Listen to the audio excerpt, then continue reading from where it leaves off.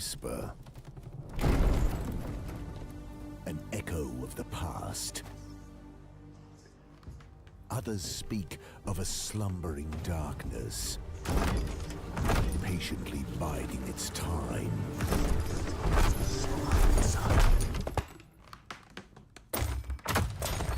Legacies of old, about to be awakened.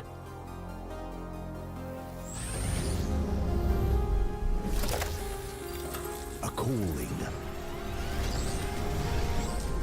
for long forgotten heroes to rise again.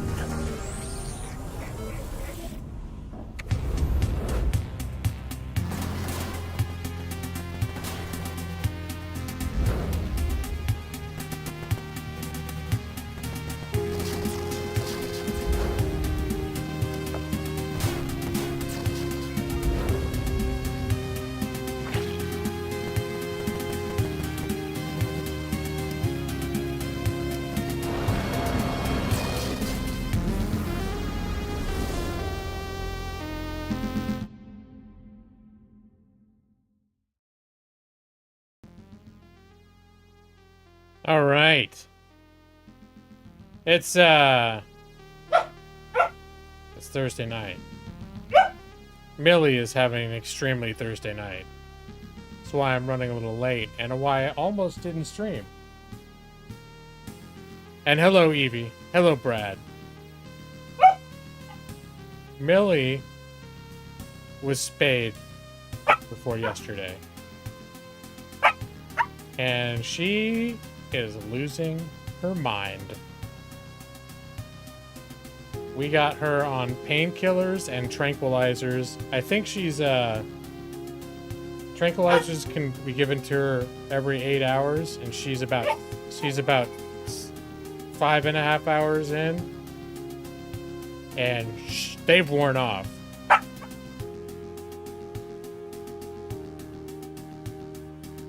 But she's going nuts. She's getting like aggressive. She's restless. What are you doing, man? Huh? Hey, sit. Sit. You want this?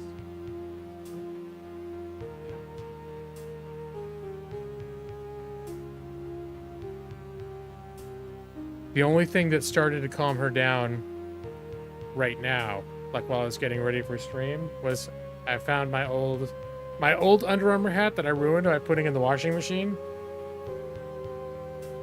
She always wants this hat. She's obsessed. Like when she can get her hands on this, her mouth on this hat, she runs off with it. So I was like, well, I found my old hat. Maybe she'll think that's like a big treat. So we got one of those inflatable donuts for her instead of a cone, but the same would have happened either way.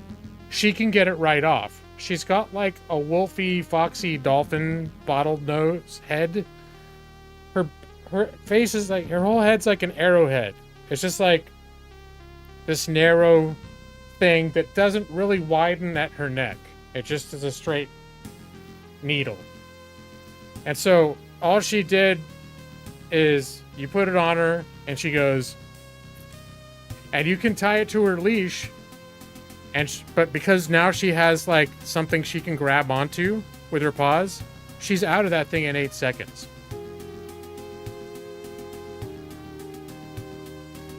All right, maybe arrowhead's not the right thing. Although I did arrows that were like modern arrows and they didn't have barbs on the end. They're just like archery competition type arrows. And what we did get her are these it's like this post-operative suit. Like, they look kind of like pajamas. And we got them on her last night. The thing is, she has not been trying... The reason you put those on there is so that they don't lick their surgical wound. And she really hasn't been trying to.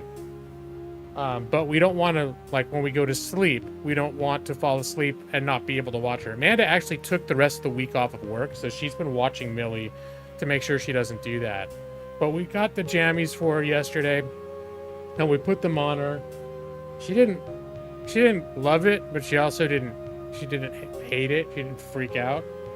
So we kept it on her at night. And then when I got up this morning, Amanda had already taken it off of her. So I was like, oh, I guess we're not going to keep it on. And so Amanda would like to keep it off her when we can watch her, and then put it on at bedtime so that we don't have to worry about her getting into it when we're not able to watch.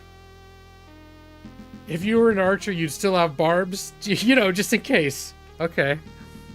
That's fair, Brad. So, but then those arrows would not be a good illustration of Millie's head and why, like, she can slip her harness and her leashes basically anytime she wants.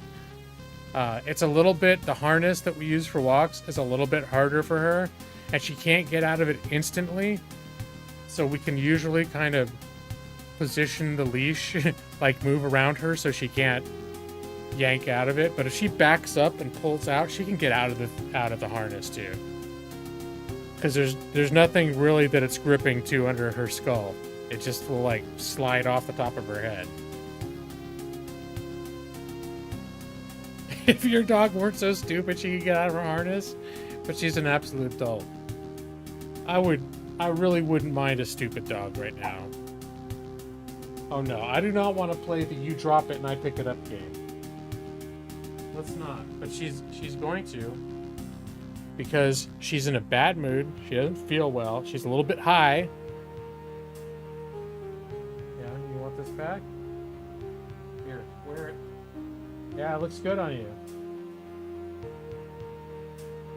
She's already wrecked the front of the visor. I just gave it to her like less than 10 minutes ago. Is that what you do to our shoes if we let you? She's always trying to get we have a shoe rack by the front door, which we may need to get rid of, but so far she occasionally will take a shoe and then lay down with it, but she hasn't done any damage to them. Play Evidence, a structured approach, the game. Let me see, is that this one? Here it is, Brad. Evidence, a structured approach. Did you accidentally drop my hat again? Now watch what happens if I don't give it to her. If I don't pick it up for her. She's gonna start freaking out. I think. Maybe she'll calm down, but I think she'll freak out. You did your allergy retesting today, and you weren't allergic to as many things as last year. Still planning to get your injections. Well, I'm glad you're not as allergic as you were last year. That's good. But yeah.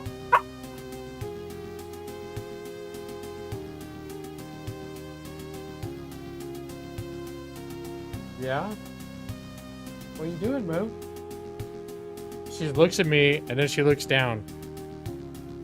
She looks at me, looks down at the hat that she dropped. Yeah? What? I have no idea what you want. Could it be this? Could it be this hat? Is this what you want? Look, she's already totally trashed the front of the visor. You want this? There you go. Don't accidentally drop it again. How about we give her 10 seconds? 10, 9, 8, 7, 6, 5, 4, 3, 2, 1. There, down it goes. 10 seconds. On the count of at the end of the countdown. Now she's looking down at it. Now when I look at her, her head's down, but she's looking up at me like this. Like heads down, eyes up, looking at me. Yep. Yeah? Oh yeah?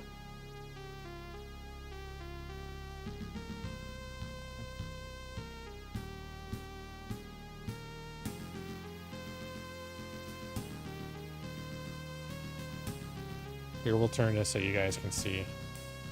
You can see her better. We might as well get some entertainment value out of this.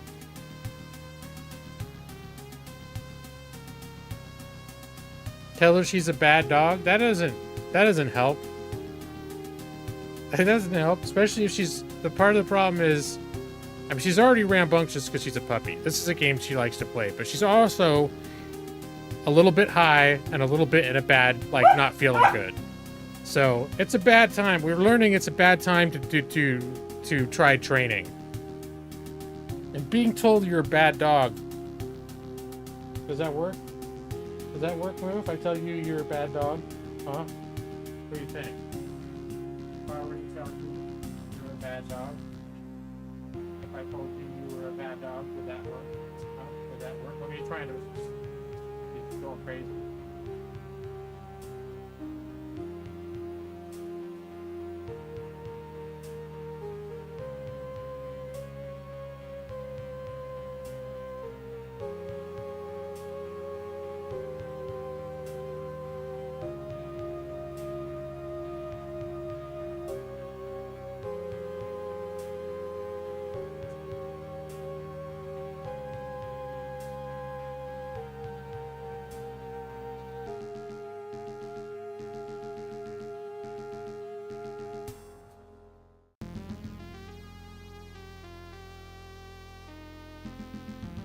Hey, hey, hey, hey, hey, hey. You relax, okay? Hey, you calm down, alright? Yeah, you calm down.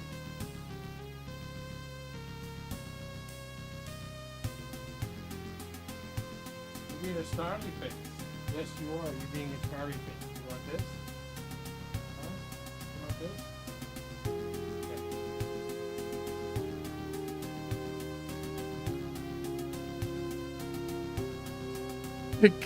Give her Chauncey's cashews.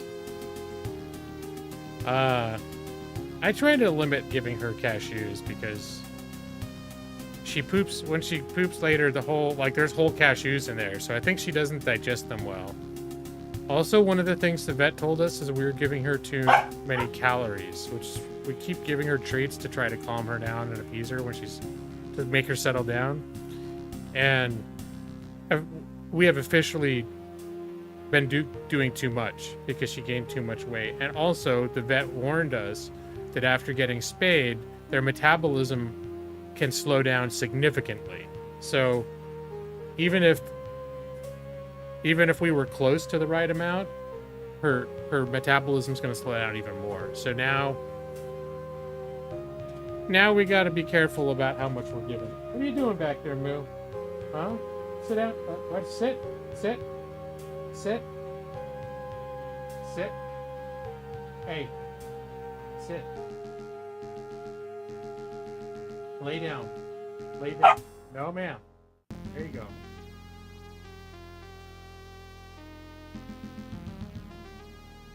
All right. Well, at least now she's laying down. She's laying down with the hat, and she's chewing on it, and she's in like the middle of the bed. She's become obsessed with like something behind the bed. The bed's against the wall, and she's obsessed with something that she sees down. I think I got like a box or something down there. And she's, hey, Millie, come here. Hey, come here. Sit. Look. Sit. Sit. Lay down. No, ma'am. Hey, pat. Go bite. Go bite. Calm down, okay? It's okay. You're not feeling good. Hey, leave it. Leave it. No, ma'am. There you go. Good girl. You can please chew and destroy the pre-approved things that I have allotted for you, such as my old Under Armour hat. Hey! You need to stop it. Come here. Sit. Stay there. I'm gonna lock you out of here, and then you're gonna be very upset. Yeah? Alright. I think it may be time... Maybe time to lock her out of this room because she's getting obsessed. She's getting obsessed with going places and doing things that she's not supposed to. She's looking at my overly big laundry pile over there, which It's basically all this shit. It's not just laundry. It's just like shit that we piled to get out of her way and fenced away so she can't get to it. We're having a puppy meltdown. Hey, Moo. Hey. Hey. Ah, no. Calm down. Calm down. No, come here. Come here. Millie, come here. Sit. Lay down. Stay there. Nope. Stay.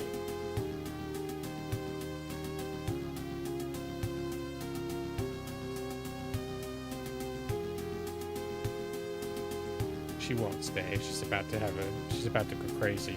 Nope, there she goes.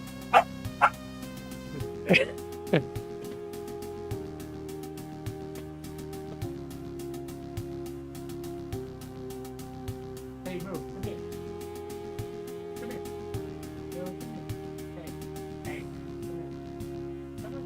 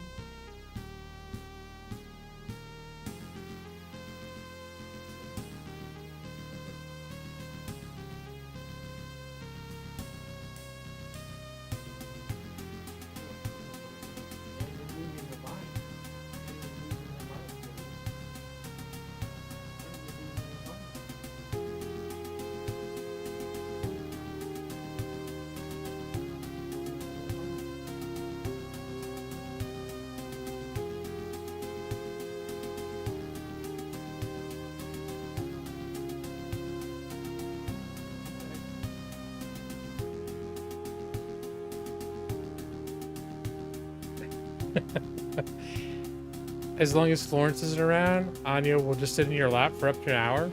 That's some serious bonding, Brad. She's trying to dig up the back of my mattress. Hey, Moo, no, no, ma'am.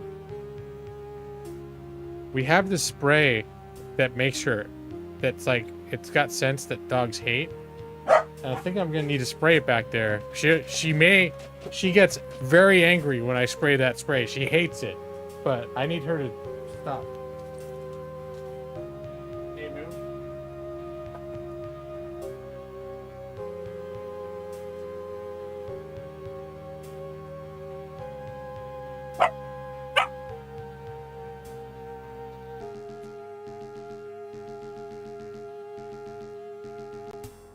I'm gonna spray. Yeah, you're not gonna like. Are you not gonna like this? No, ma'am. I know she did not like this. Yeah, you don't like that, do you? Yeah, you don't like it. But you know what? You're not listening. No, you're not listening to Papa. Nope. Say that.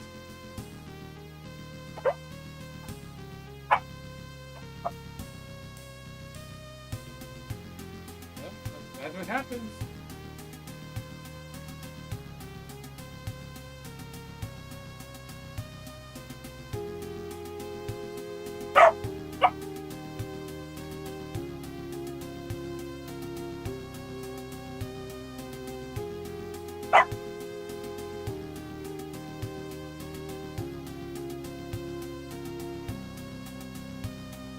Yeah?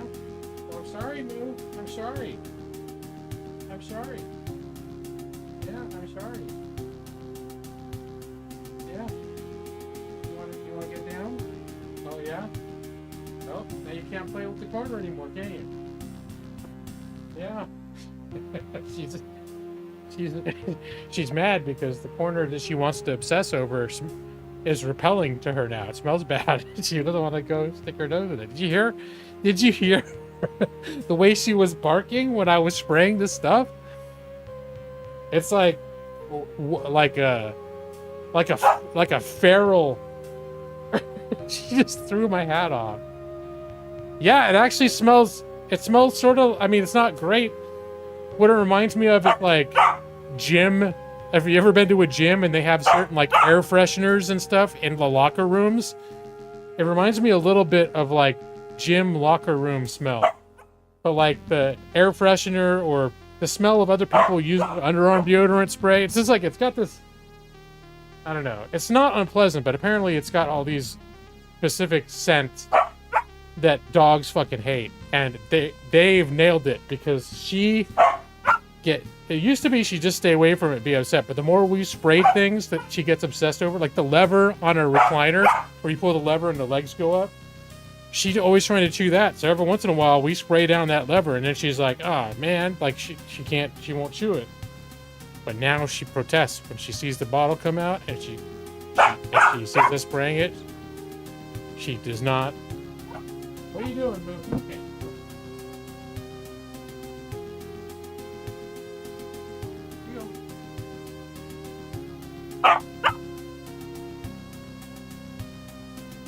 Here you go. She's this close. I'm this close to putting you out of this room and locking her out. Oh, go ahead, get down. Go ahead.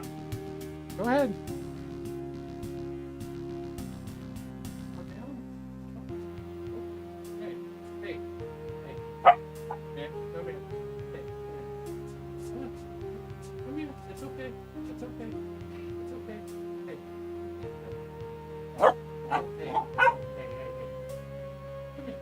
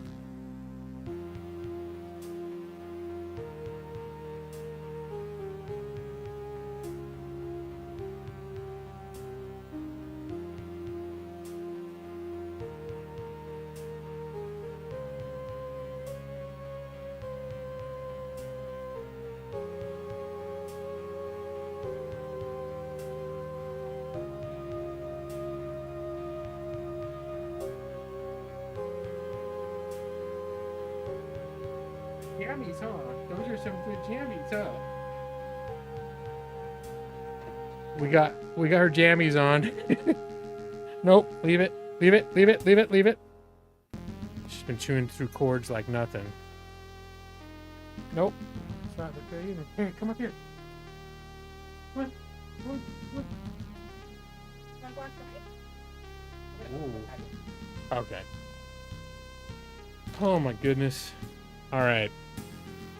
We're having a puppy meltdown. They're not actual pajamas. Those are her surgical recovery. It's like her surgical recovery suit, I think it's called. Anyways, it's something that covers up, it's elastic and it covers up her scar, her incision, but so she can't get to it. But it's open in the back. It's for females, it's dogs, and it's open in the back so she can still go potty and stuff.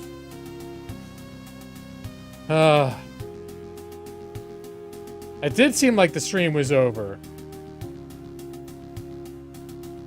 You know, oh yeah, remember Alex? Yeah, Alex is gonna be upset. This stream is going off the rails.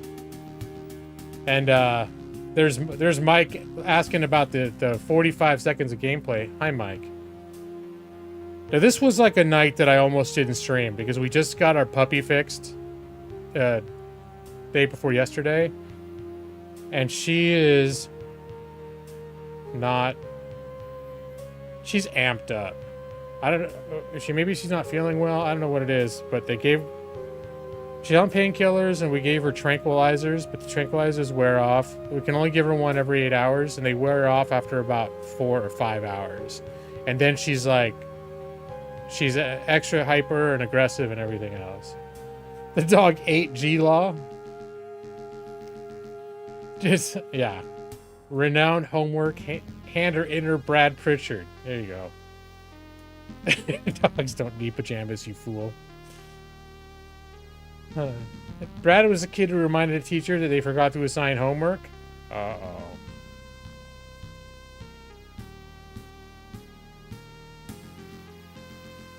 Why doesn't she wear the cone of shame? Okay, so what we got her instead was an inflatable donut that goes around her neck. It essentially accomplishes the same thing.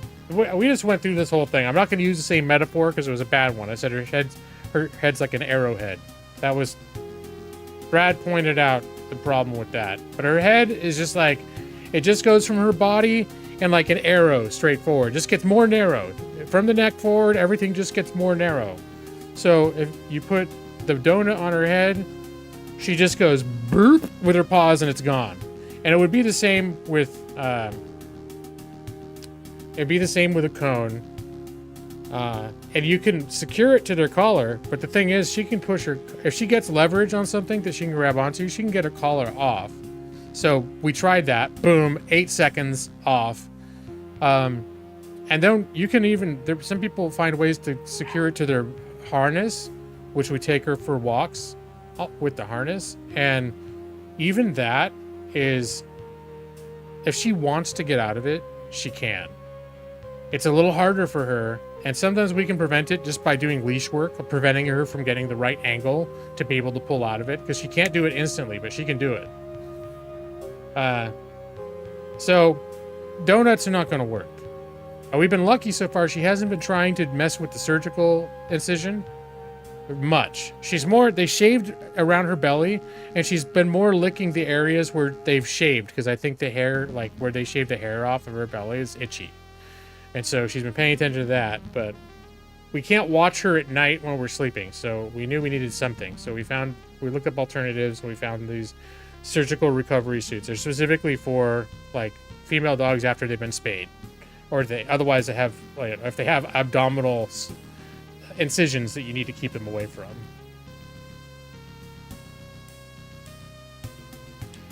So, yeah, and the donut was cool too. Here, I'll show you the donut.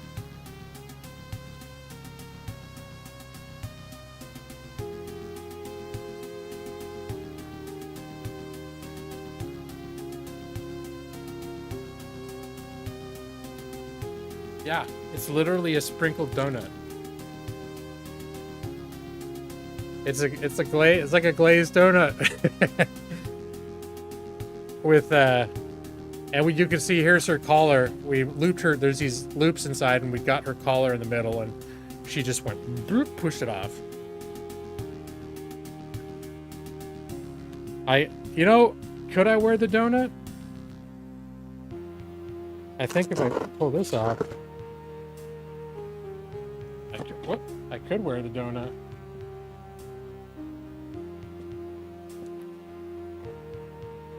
Yeah. Oh, comfy.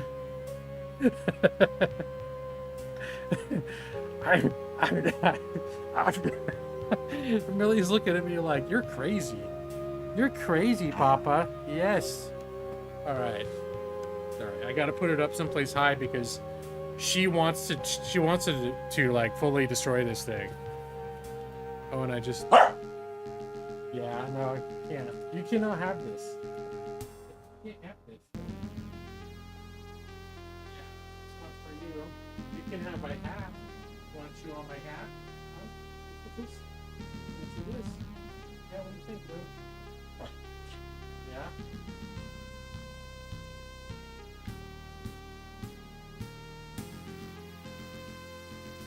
Donut of shame. Unsubscribe. But yeah, there's her fashionable surgical jammies. What do you think, man? You want to show everybody your jammies?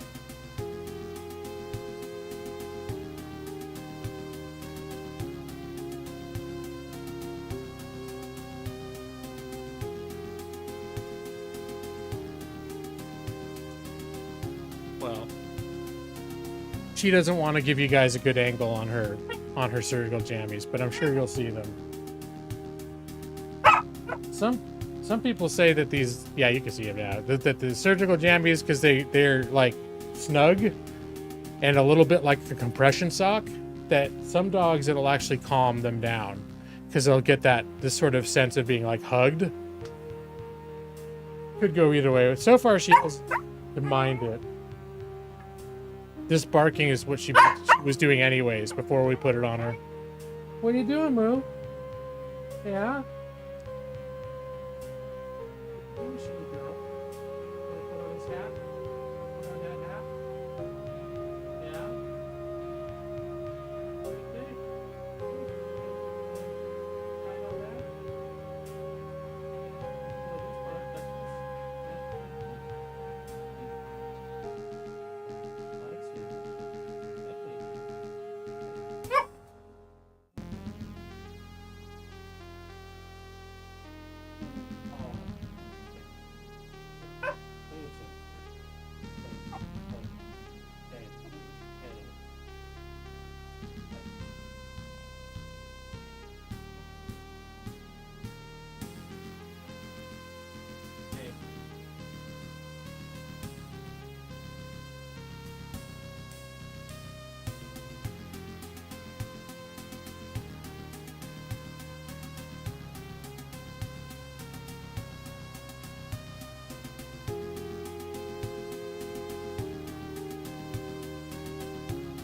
I think it's compounded by the fact that she's still coming out of teething. I think she's mostly done teething, but she's still, like, I think when she wants to be soothed, she still instinctively wants to just chew on stuff. Like, she keeps, and she's a little rougher now because she's a little crazy, but she keeps just wanting to, like, chew on my hand the way she did when she was teething, where she's basically just gumming it. What are you doing, Mo? Yeah? Here.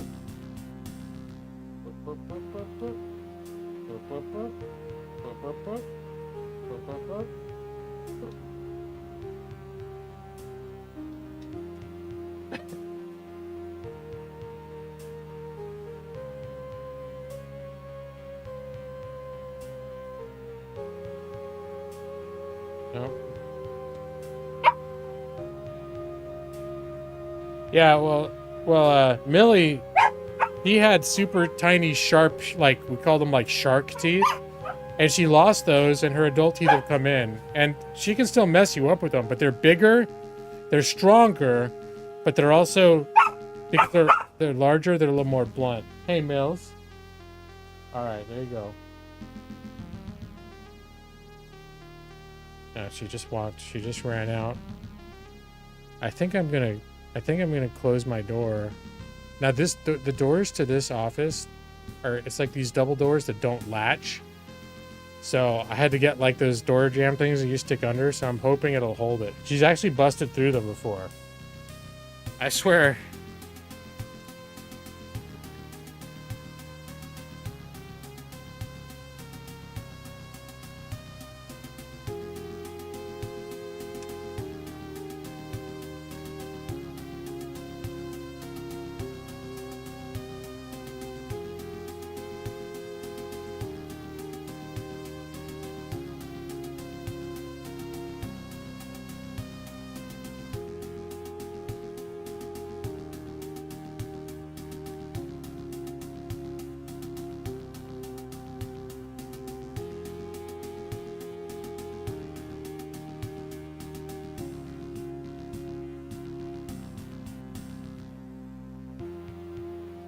All right, well,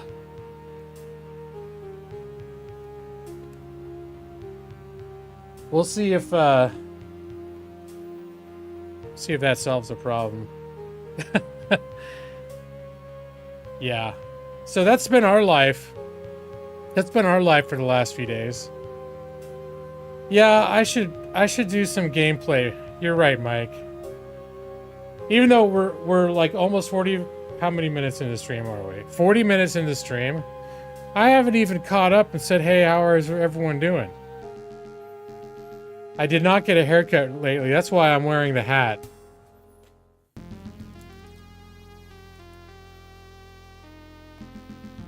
Yeah, this is all me, natural me. The other day it was like stuck straight up.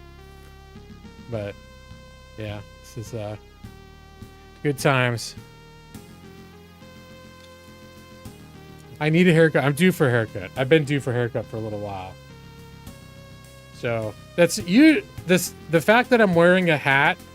Now I sometimes wear a hat when I've got short hair too. But if I'm wearing a hat, it's a good chance it's because I feel like I need a haircut, but I just haven't gotten around to it yet. The saboteur with nudity turned on? No, I'm playing, oh wait, I don't have the title, do I? Where's the title at?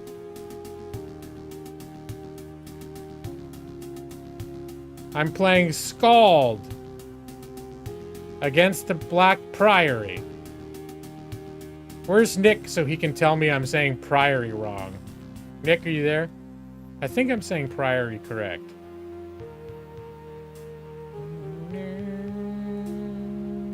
SKALD. There, no, I think it fits better down here. SKALD against the Black Priory.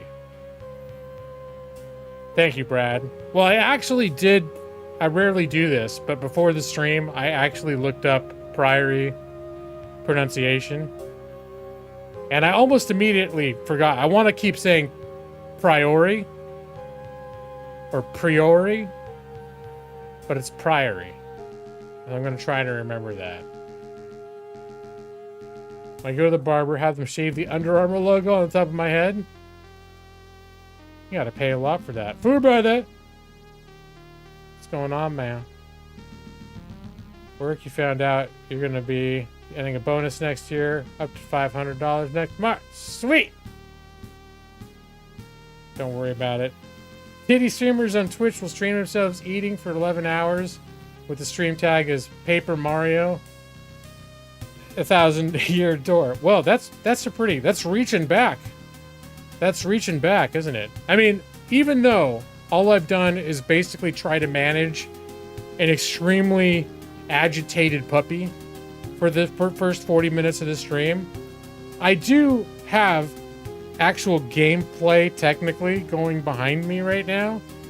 I do have a game set up, although I haven't tried streaming it yet. It's a little bit, there's no borderless windowed mode, so anytime I click away from the game screen, it minimizes. So I'm not sure what effect that's going to have on the stream. I'm hoping it doesn't fuck the stream up in any significant way. The other alternative is to play in a windowed mode, but the windowed mode has a resolution that's nowhere near as big as my screen. But that's another option I could try if it's acting unruly.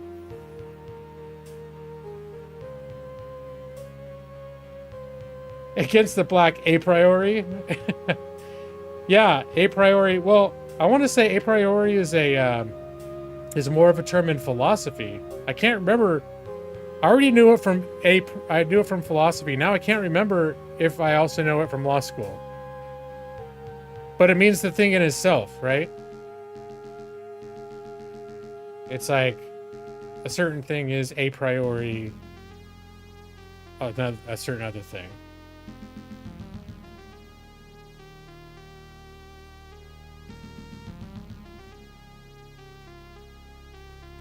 So, but I can't remember if it's used in law. Because the thing is you know, I used to take philosophy courses, and I also took law. I can tell you it wasn't something that was used, that I can recall was used a lot in law, but it very well might have been. And now I can't remember. I'm pretty sure it came up in law school. You just assume that all Latin phrases are used in law? I'm trying to remember, and the reason I'm being nagged is because I might be remembering philosophy, because I know philosophy courses use the term a priori. And a lot of times, like, if you're taking a class with sort of structured philosophical presentations, then it can feel very much like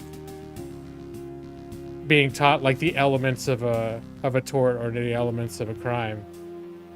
It can have the same level of structure to it. And that's where I'm like, somewhere, and going over the 17 elements of strict liability, there maybe it was tucked in there somewhere.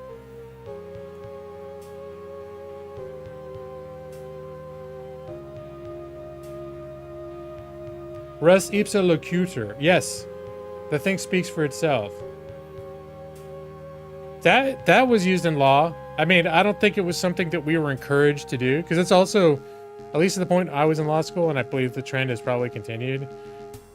They're trying to steer law scholarship and lawyers away from just randomly using a bunch of Latin text, because it's just a thing people use. It was like part of the profession before that was considered like just a pretentious thing that they did to try to make what they were writing seem inaccessible. And they're like, no, we want to try to focus on clarity rather than like obscuring what it means.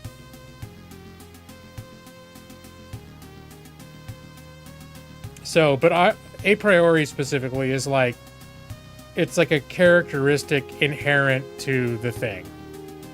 It's like, it's that way. It just comes that way. It's what it is. It's more of a characteristic of a thing. But it's something that's like, it's an integral part of the thing, or it is just that. It is just that.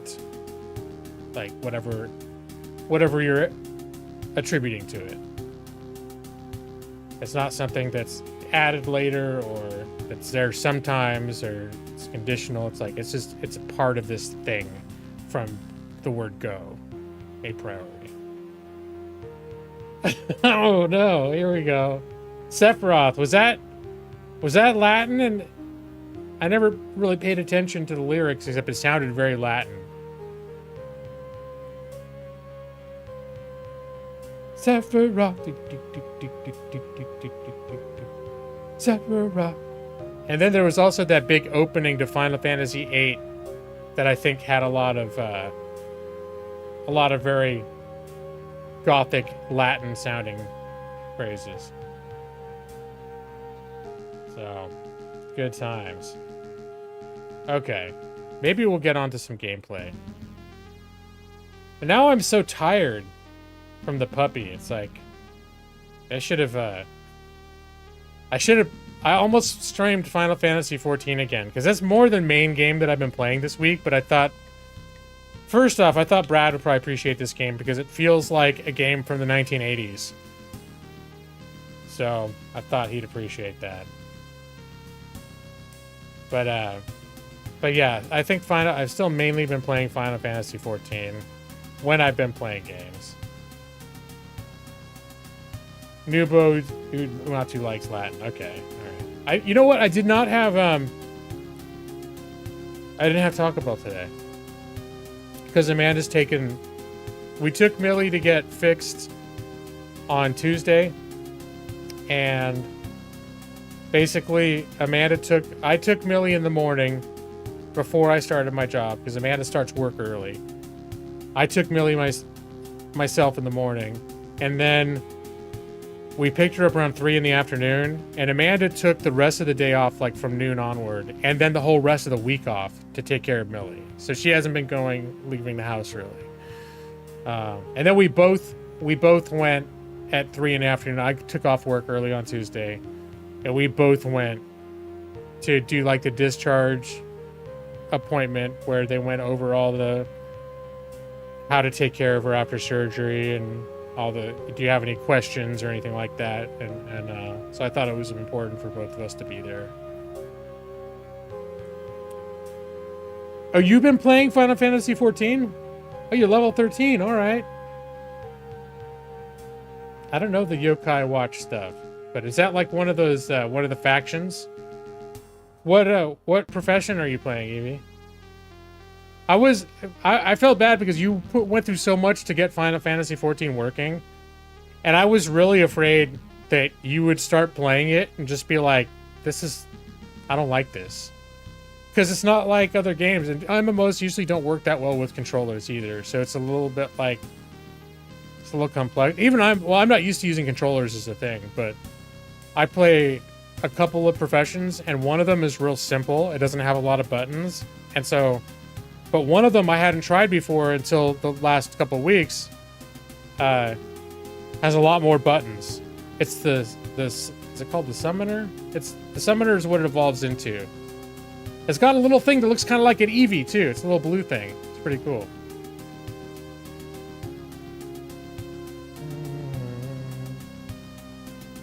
You have no pet stories? Your grandson has chickenpox.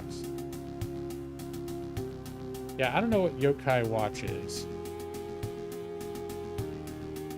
Oh, you're Gladiator. Okay.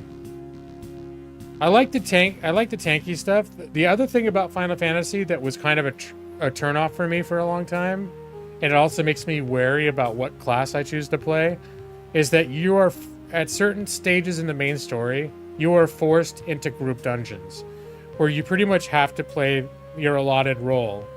So, warriors, paladins, that sort of thing, they're tanks. Their role is to manage aggro, which means they have abilities that cause monsters to focus on them and do all their damage to them, so that otherwise they would go after the weaker, like spellcasters who don't have a lot of hit points but do a lot of damage. The monsters would go after them. But instead, if you're a warrior, it's your job to get up in front of the monster and use these abilities to keep the monster's attention focused on you. And you don't do it as much damage as like a wizard would, but your whole job is to keep the bad guy's attention so it doesn't, because otherwise it could just chew right through a wizard if it were paying attention to the wizard. So you have this formula, they call it in MMOs, they call it the Holy Trinity, where it's tank, healer, and DPS. So there's the tank, which is taking all the damage. There's a healer, and the healer's job is to cast healing spells on the tank to keep the tank alive. And then the DPS job, that's the wizard, rogue, whatever else. Their specialty is just doing damage. So their job is to actually focused on hurting the bad guys. But everyone's got a role. And I always find, for me, I like healing the best, because you just watch everyone's health gauge, and if you see people's health going down in the group, you heal them. Heal. And so I'm okay at that. Tanking is fun too, but you gotta know more about what you're doing, and so that always intimidates me a little bit. I am describing every MMO, Brad, but I don't know that Evie has any real experience with MMOs, and if she has, a lot of people, they play MMOs and they do all the solo content, and they really never play in a group in a way where you have to stay in your lane and do your role like it's a job. It's like a job with different positions or departments working together to complete the project. In this case, it's killing the monsters. So, and it's all like, you don't need to worry about any of that stuff when you're just running around by yourself, killing shit. You're just doing your damage, and if you're a warrior, you got extra armor, so you're more survivable. It's like, it's fine for that. But then when you get into group, it can be a little bit more like people are going to trust that you know what you're doing to keep the monsters from killing them. And probably the ease. Now the thing is because it's a little bit, can be trickier to play tanks, and healers. That a lot of people just want to play DPS, because DPS, your whole job is just kill monster, shoot fireball at monster. So you're not worrying about keeping someone else alive. So like a tank is keeping someone else alive by drawing the damage on themselves from the monsters. The healer is keeping the tank alive. And what would happen in MMOs, and I've experienced this. I don't do a lot of group content usually in MMOs, but the healer is healing the tank. The tank is taking all the damage. The DPS are throwing fireballs, and they're actually damaging the monsters. But if the healer can't keep the tank alive and the tank dies, it's like dominoes. Everyone else dies. All of a sudden, the monsters will go after the healers, who usually don't have a lot of armor. They'll go after the healer, so the group can't heal anymore, and then or they'll go after the DPS. Whoever's healing the most, it's like they're gauging who's healing the most versus who's doing the most damage. So, and they'll do, but all those, usually the healers and the damage dealers, don't have a lot of armor, don't have a lot of hit points. So, and the whole thing about a tank is a tank has a lot of hit points, a lot of armor, and because of that, it takes the monsters, it takes them a while to kill the tank. So the healer can always kind of keep throwing those heal spells out, and the healer's health never goes down, usually doesn't go down so fast that the healer can't keep up with it. But if the monsters are going after a wizard, they're going to chew through that wizard's health in like 2 seconds. So sometimes even before a healer can get a heal spell out, the wizard's already dead. So that's another reason why the tank is so important, because the tank can take that damage and it can survive long enough for the healer to get those spells out to keep the tank alive. Well, that's the way I bring it up. It's like, it's one of the things about Final Fantasy I thought I should make Evie aware of, because I think when you hit around 20th level, the game's going to force you to go to a dungeon. And people are going to be like expecting you to play the role of being a tank. And I think there's a whole set of tutorials that the game will take you through. They're like NPC made tutorials that will teach you, that are designed to teach you how to do your role in a group. So the game will spend some time with you, running you through like simulated exercises. So like it'll probably, I've never done the tank one, but I'm sure it'll tell you like how to use your spells to keep aggro, and it'll have like an automated ally who's like a healer. It'll be like, okay, use your skills to keep the monster's damage on you, so the healer stays alive. So it's not like you're just suddenly going to go in there and you'll be like, I have no idea what to do. The game will teach you to do it.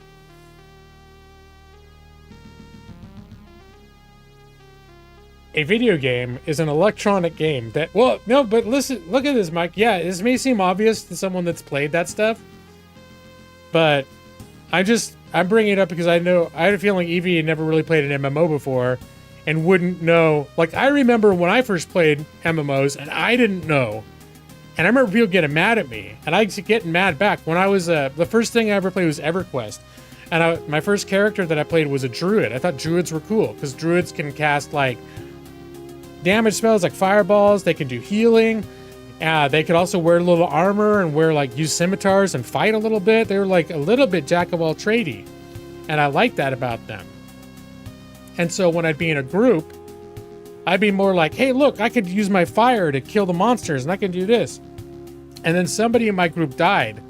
And they're like, what are you doing, you idiot? You're supposed to heal me.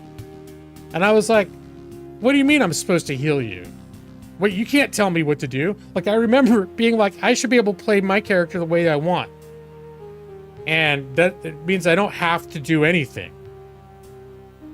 And then later I found out that, in fact, these games are designed with an understanding that apparently I was not aware of.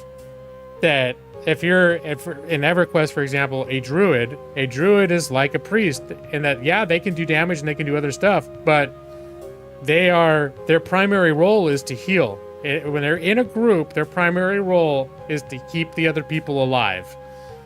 And if they're focusing on something else instead, if you're a healer and you're like, well, I got this damage bubble that I got this like damaging spell that I want to focus on trying to kill monsters instead, and you're not watching other people's health and healing them, you're not doing your job. So, and that's the same with a tank. If you're playing a warrior and all you're focused on is what you're doing, like, hey, I'm going to hit this thing with my sword, and you're not focusing on those special abilities, there'll be special, like, they're called taunts, like to taunt monsters. Special abilities, and certain of your attacks, warrior or tank attacks usually have taunt built into it, so that their attacks draw the aggro, draw the hostility of the monster onto them more than it would for someone else. But then there will be special abilities that they may not do any damage. All they do is get the monster, look at me, bite me, attack me.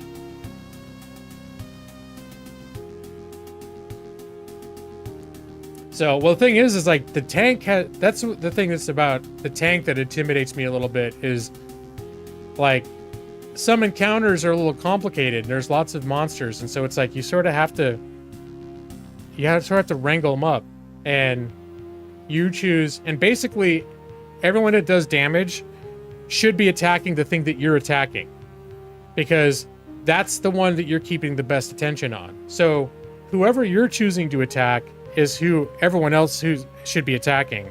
So it's like there's a lot of leadership role to it.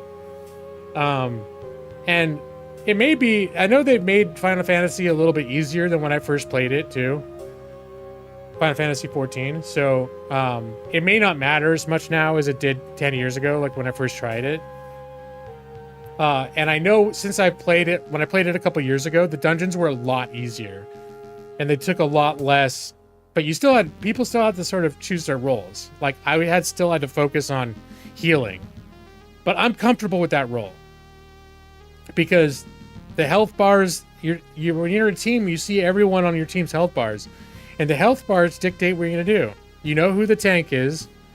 You pay special attention to the tank. You make sure that you're near the tank. And then as the tank's health goes down, you heal him. And for me, I've done that in a lot of MMOs, and that's always been kind of easy. So to some extent, a lot of times being a tank is just like you decide who you want to fight. But you just got to make sure you're managing those aggro abilities to keep things on you. Or you notice if things stop attacking you and they're going to attack, because those mages they're pounding enough damage, they will draw aggro. Like it doesn't matter, you're going, hey monster, kill me, kill me. If a mage is doing too much damage, the monster's gonna go like, well, screw this warrior. That mage is like blasting the shit out of me right now, and it will stop fighting you and go after the mage. When you're playing a tank, you need to pay attention to that stuff. Where it's like, yeah, you need to know if the stuff that you're fighting starts going after someone else, you got to get them back on you. So there's a little bit more to like management of the situation that's going on. You don't think you could be a healer either? You're the type of guy who's let a child stick their finger in a light socket? You learn anything, dumbass? So, oh my God, Terry. Wow, Terry back from the olden days. How you doing, man? Terry's back from the golden age of YouTube gaming. Well, and let's be real. Everyone in here is here from the golden age of YouTube gaming. So, but some people we don't see as often. So, hi Terry. Time to move from office to home. We'll see if you're playing the game when I get back. Oh my god, but now do you think we should wait for Brad to get home before I start playing the game? Because I know Brad was interested in the mechanics of this game.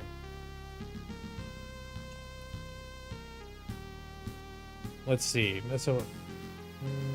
Oh wait, no, I missed some stuff here. You played Final Fantasy or Fantasy Star Online on Dreamcast, and you didn't like it. I'm pretty sure that plays a lot different than a lot of other MMOs. Brad mentioned EVE Online. EVE Online, I think, still does have kind of the ships that fulfill the same kind of roles. There are tank ships and support ships and damage ships. It is a little bit different, but I think the same dynamics to some extent do exist in EVE Online. Then you played Xenoblade Chronicles, like, hey, there's an MMO without internet. But it's still enough of a time investment for your wife to have you declared legally dead. Well, that's the thing is, like, and it's probably similar that it feels like an MMO. Certain games feel like MMOs in terms of, like, it's an open world with sort of monsters everywhere that you grind through to kill, and you have quests and you kill the monsters, and it's a little, you know. But it still feels like MMO gameplay. And for me, like I said, I played MMO for 25 years now. And most of the time when I'm playing MMOs, I'm playing solo. Even though it's like it's a type of game you play with a lot of people, or a lot of people are playing that game, and a lot of people play that game to group with other people and do stuff. I like the big world. I like the big fantasy worlds or the big worlds, and just being in spending a lot of time in a world that feels good to be in. And I think that's what I like about MMOs. Final Fantasy XIV is great for that too. I love the being in the world of Final Fantasy XIV.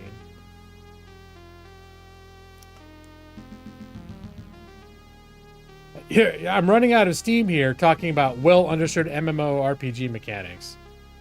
Well, yeah, not everyone knows MMO stuff though. Yeah, well, but especially Evie, who's trying to play an MMO that she's playing because she watched me play it. So I feel a little bit responsible to give her a heads up about like what's coming down the pipe. Although I will say, one other class that's kind of cool for beginners is called a Lancer. And it's a class that fights with like they have like basically like a spear, polar, lance type thing, and they do attacks. Their whole thing is to do like hand-to-hand attacks, but their role is to do damage, not to tank. So a lot of people look at like if you want to be sort of like a combat person that jumps in and like beats the shit out of stuff with your hands, the Lancer is a good option to try out because they still do the beat things down with their hands, but they don't have to worry about all that like managing aggro shit. So yeah, Mike doesn't need to show up that often. Immortalized by the time you get killed by a damn P-switch? I don't remember that. You understand what you're talking about, though? It doesn't sound like a foreign language, at least. Yeah, no, I think so. When I joined Fates, I realized earlier that I need to be the one doing the damage. Well, Fates are not as much of a thing. The group dynamics can come up during Fates, but there's specifically dungeons where everything is like 10 times as hard as the normal world. But usually you only have to go after one or two at a time, and they'll group them together. And so it's very specifically like each monster is going to take a while to fight. And Fates, that does happen sometimes in Fates too, but not to the same extent. And that's where everyone needs to sort of be doing their allotted role in that. And the tank's role is not to do damage. Now, oftentimes tanks' abilities that do some damage, they're also aggro management, which means they specifically piss off the bad guys. Even though they're not doing as much damage, they specifically piss off the bad guy. And then other skills don't do any damage, but all they do is keep the bad guy's attention. That's your job. whether it's through hitting them or using these other skills, when you're in a group like that, your job is, and you're attacking them, you know, but your job is to manage aggro. And it's a wizard's job who's got fireballs, or lightning bolts, whatever they got, or if there's like an archer with a bow and arrow shooting them down. There's these guys whose jobs are to do damage. They're the actual ones that are going to be really hurting the bad, like bringing down the bad guy's health. So, and Terry, sorry, how is YouTube going? Terry, my YouTube channel has not grown since 2018, but that's somewhat by choice. So for me, YouTube's going fine. The caveat is, if I'd been serious about growing my channel, I probably would have moved on to Twitch when YouTube gaming got shut down and all the other streamers moved over to Twitch. I didn't stay on YouTube out of any particular loyalty to YouTube. I stayed on YouTube because certain people, I made friends here, and certain people don't like Brad Pritchard. Brad's in China. He uses YouTube through a VPN. And if you live in China, I guess China's hostile towards Twitch for some, like the VPNs, it's really hard to get Twitch working or impossible. So Brad was like, yeah, I can't really do Twitch. It doesn't run, I can't get it to run well on the VPNs here in China. So as soon as I heard that, I'm like, okay, I'm not going to Twitch. But I don't like, you know how back in the day with YouTube, everyone is sort of networking, hanging out in each other's streams, rating each other, all that stuff. There's a certain point where I just was like, the only reason I'm streaming is because there's a certain cast of characters show up in my streams that I like hanging out with. And I always kind of didn't even know if I wanted my channel to grow. I don't know if I wanted 50, 100 people or more in my chat talking. Because you can see there's only four people in here right now. And I'm over an hour into my stream and I have not started playing the game. Now there are other reasons today in particular. I have a puppy that's going crazy because it just came out of surgery and it's doped up and weirded out and everything else. So, but yeah, this is unusual. Going more than an hour without playing a game is kind of unusual. But I spend a lot of time just hanging out like this talking.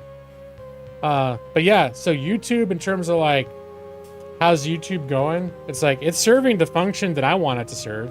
I mean, obviously you can still, I still do kind of a streamer thing. I do streamer setups and I've got, you know, I got my different scenes.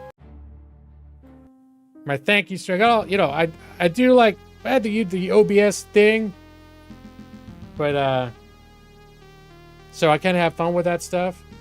And I still do little things like when I'm going to play a new game, I create this whole, like, a little background video with music from the soundtrack. I cut together footage from, like, trailers and stuff.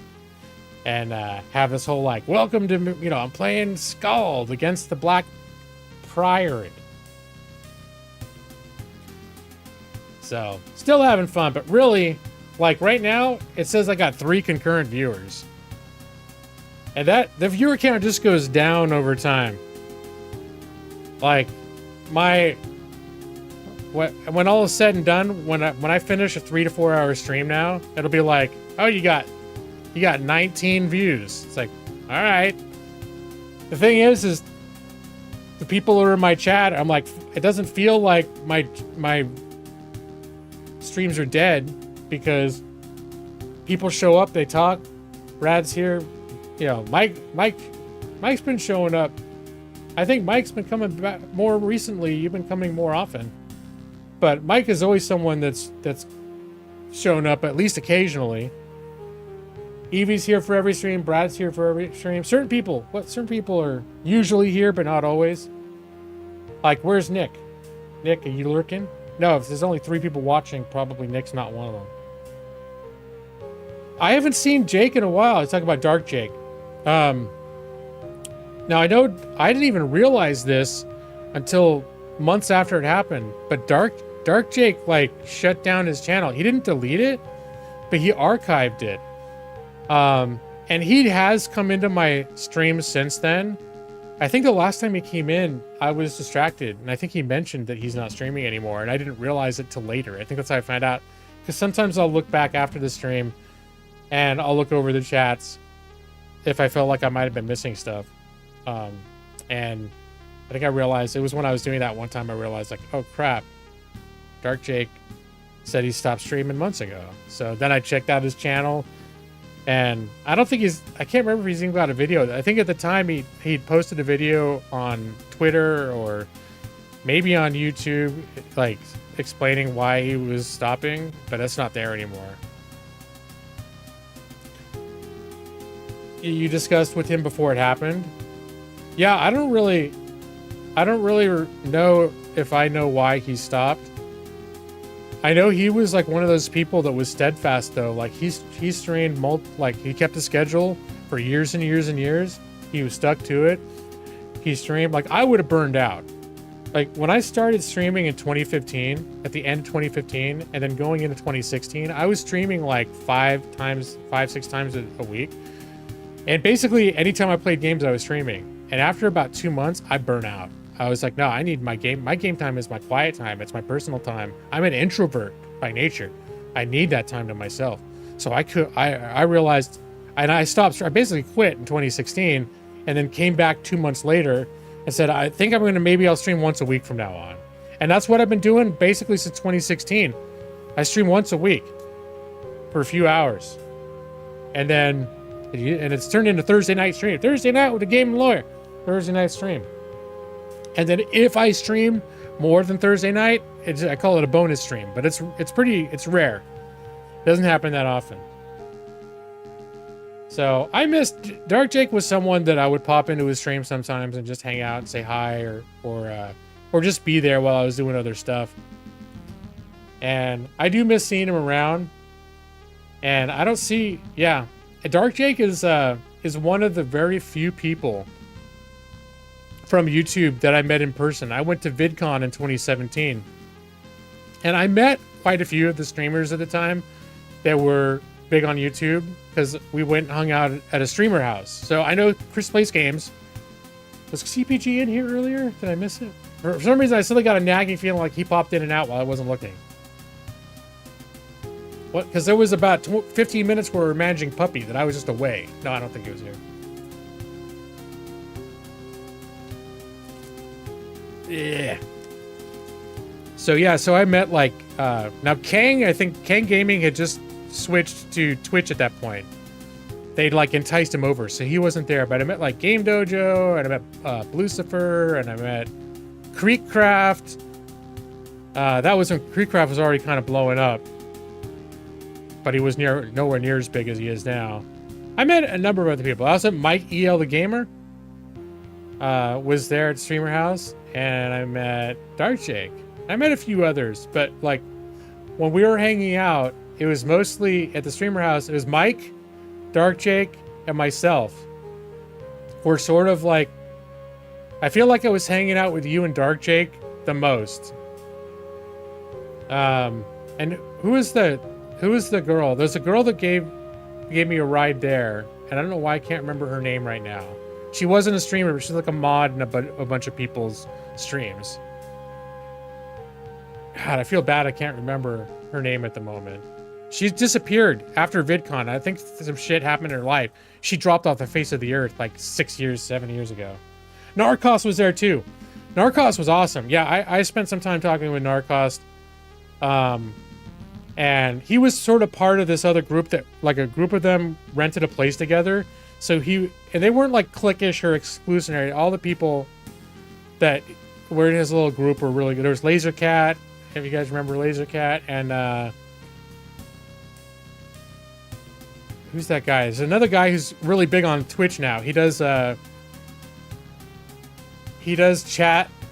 He does VR chat streams, and he gets like hundreds of people watching him per stream.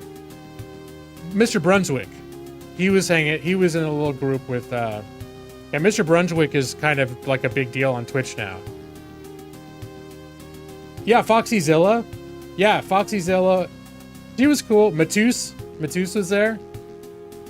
I thought FoxyZilla was funny because she she was getting on his laptop and making him say weird things in other people's chats and YouTube. Just stupid, innocent stuff, but it was like, so Matus would show up in someone's stream and just write fart, you know, something stupid, and then she'd giggle and like run away. But yeah. And then like Lucifer had like borderline breakdown, like meltdown at a certain point, because this was the little streamer house was what are those things called? Airbnb. And it's just in a regular residential neighborhood. And they kept having like tons of people over, being loud and laughing and rambunctious. And I guess there's a problem at that point where the neighbors of Airbnb places were like threatening to kick them out, and it was starting to get really strict. And I think Lucifer was the only one who was like seriously worried about that. Were you there, Mike, when that happened? And she came into the living room and basically shut us all down. I think that's when Narcos group was there, and we were talking with Nar, and because there were groups of people coming and going from the streamer house, but there were only like 4 people staying there, and Lucifer was one of the ones that was actually like on contract with like staying at the streamer house. And yeah, she was not. I just remember going, oh my god, Lucifer was a force of nature. She was so mad. But then she made us hamburgers, and I had a hamburger Lucifer made. So, you know, and then Lucifer actually drove me and a couple other people. She drove us to the YouTube dinner. So Lucifer was cool. I liked her. But when she got mad about people being too noisy, it was like a force of nature came into that room. Yeah, you were there. You apologized to her. Yeah, I don't remember what I did. I probably did. I know I felt like, oh shit, like she's mad. Terry, you miss YouTube gaming? Yeah, no, that was kind of a special time. So, and one thing that happened for me is in the middle of that, I almost quit streaming because we moved. I lived in Los Angeles at the time, and we moved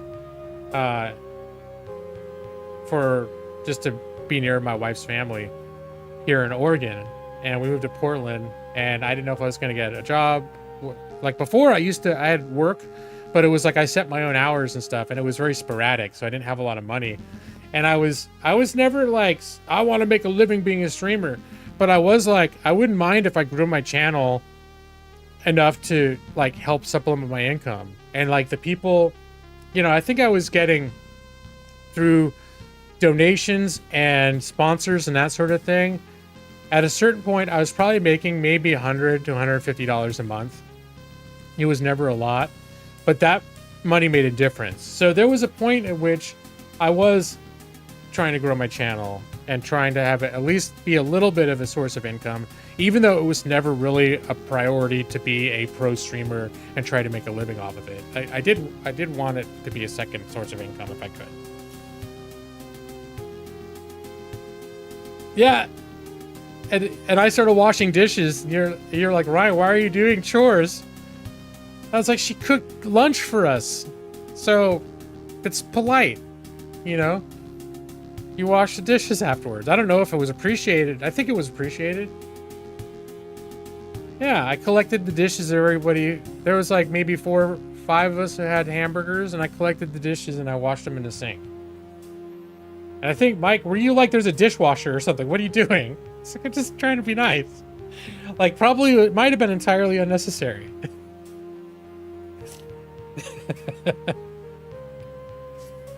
I forgot about that, Mike. Yeah, that's true. Lucifer made the hamburgers, and then afterwards I collected the dishes. I washed them by hand in the sink. I think I basically just wanted to do it to show my appreciation that she made hamburgers for us. So she could see that like someone else made an effort in return for her effort. So why are you doing chores? What do you think Brad's going to come back? Should we start talking about MMO mechanics again? So when Brad comes back, he'll think that we never change topics. I think I might hop over to game now. This is where are we at? Yeah, we're almost an hour and a half into my stream, so it could be time. This is getting a little ridiculous even for one of my streams. Yeah, we're just like, so the role of Eevee, the role of the tank is you got to keep. It's called aggro. I know I talked about all this before, but it bears repeating. Your job as a tank would be to manage aggro, keep everyone else alive by drawing all the hostility towards yourself. That's the role of the tank. It's 1/3 of the Holy Trinity, what they call the Holy Trinity of character types. All right. 45 seconds of gameplay. See, I got it baked right into my channel. How little gameplay actually occurs.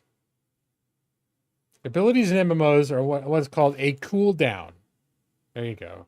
There's no MP. Well, sometimes there is. Depends on the game. And there we go. Oh, that's super low volume. Did I turn this down or something? Oh yeah, I turned this way down.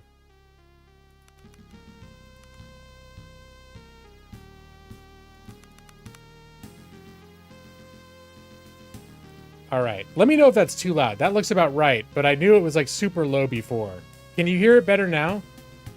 Yeah, you said you can't hear it.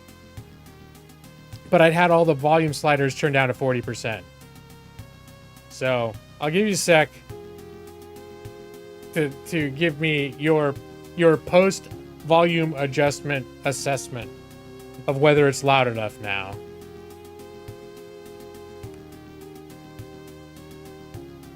Yeah, okay, we're good enough now. So I did start playing this a few days ago. And Eevee, I don't know if this is your kind of game, but I think they're working on getting it Steam Deck verified. As it is right now, it works fine on the Steam Deck, but you do need to use a community layout. And I found myself, and there are community layouts that are made for it. There are only 2. And I found like I made some customizations to it for preferences, and it worked. It played just fine. But it's not a game that was designed to be played on a controller. So, you know, there's certain things or whatever. But it does run fine on Steam Deck. And I think it's on... The game is like $15. It's on sale right now, 10% off. So it's like $13.50 or something like that. But again, I like it because it reminds me of... It reminds me of a game called Ultima. Or a series called Ultima that... Ultima 4 was the first computer role-playing game that I ever played. And it was back in 1987 when I played it. And then the next year, Ultima 5 came out, and it was even better. And I was obsessed with it, and I loved it.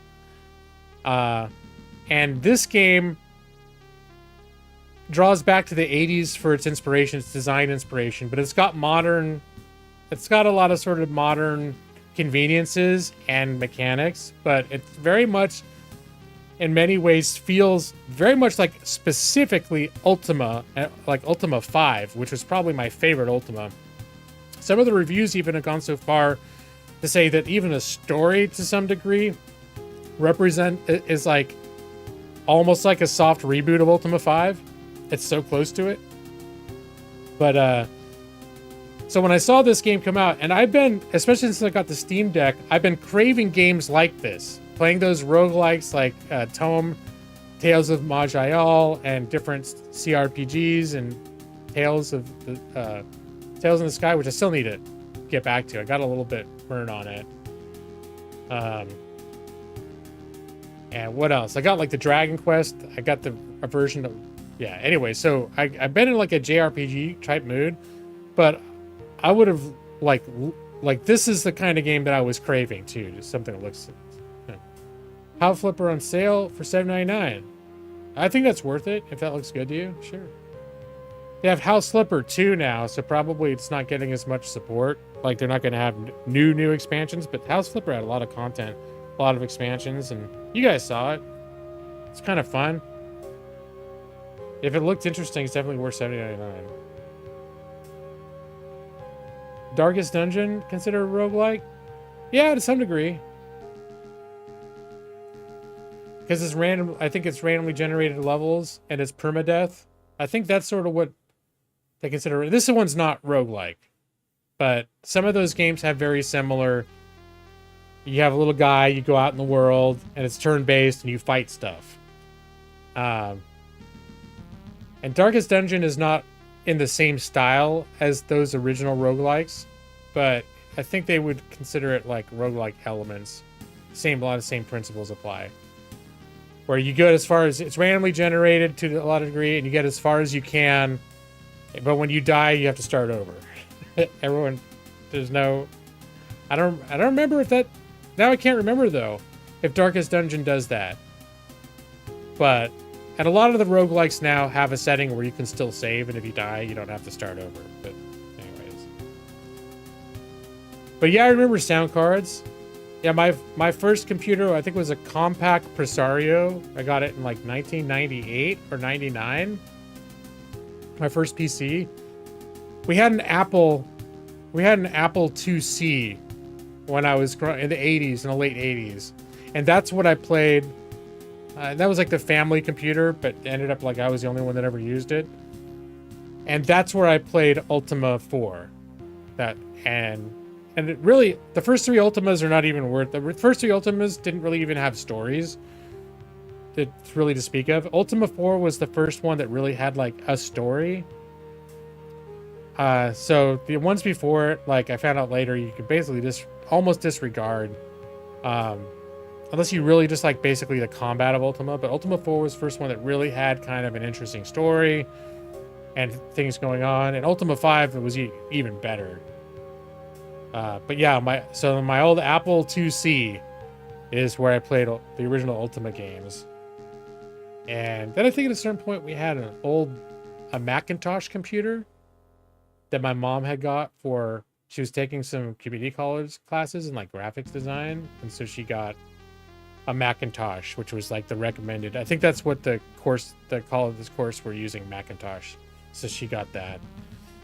And so I played some games on that later. That's when I first played SimCity, the first Civilization. There's a few games where I had my first experience with them on that Macintosh. So, but I didn't. And then she got out of like college classes, and then when I moved away to college, I took that computer with me. So that was my first college computer. I did my papers and stuff on that. But the first time I got a PC for myself with the primary goal, I did use it for school still too, but where the primary goal was to play games, was that.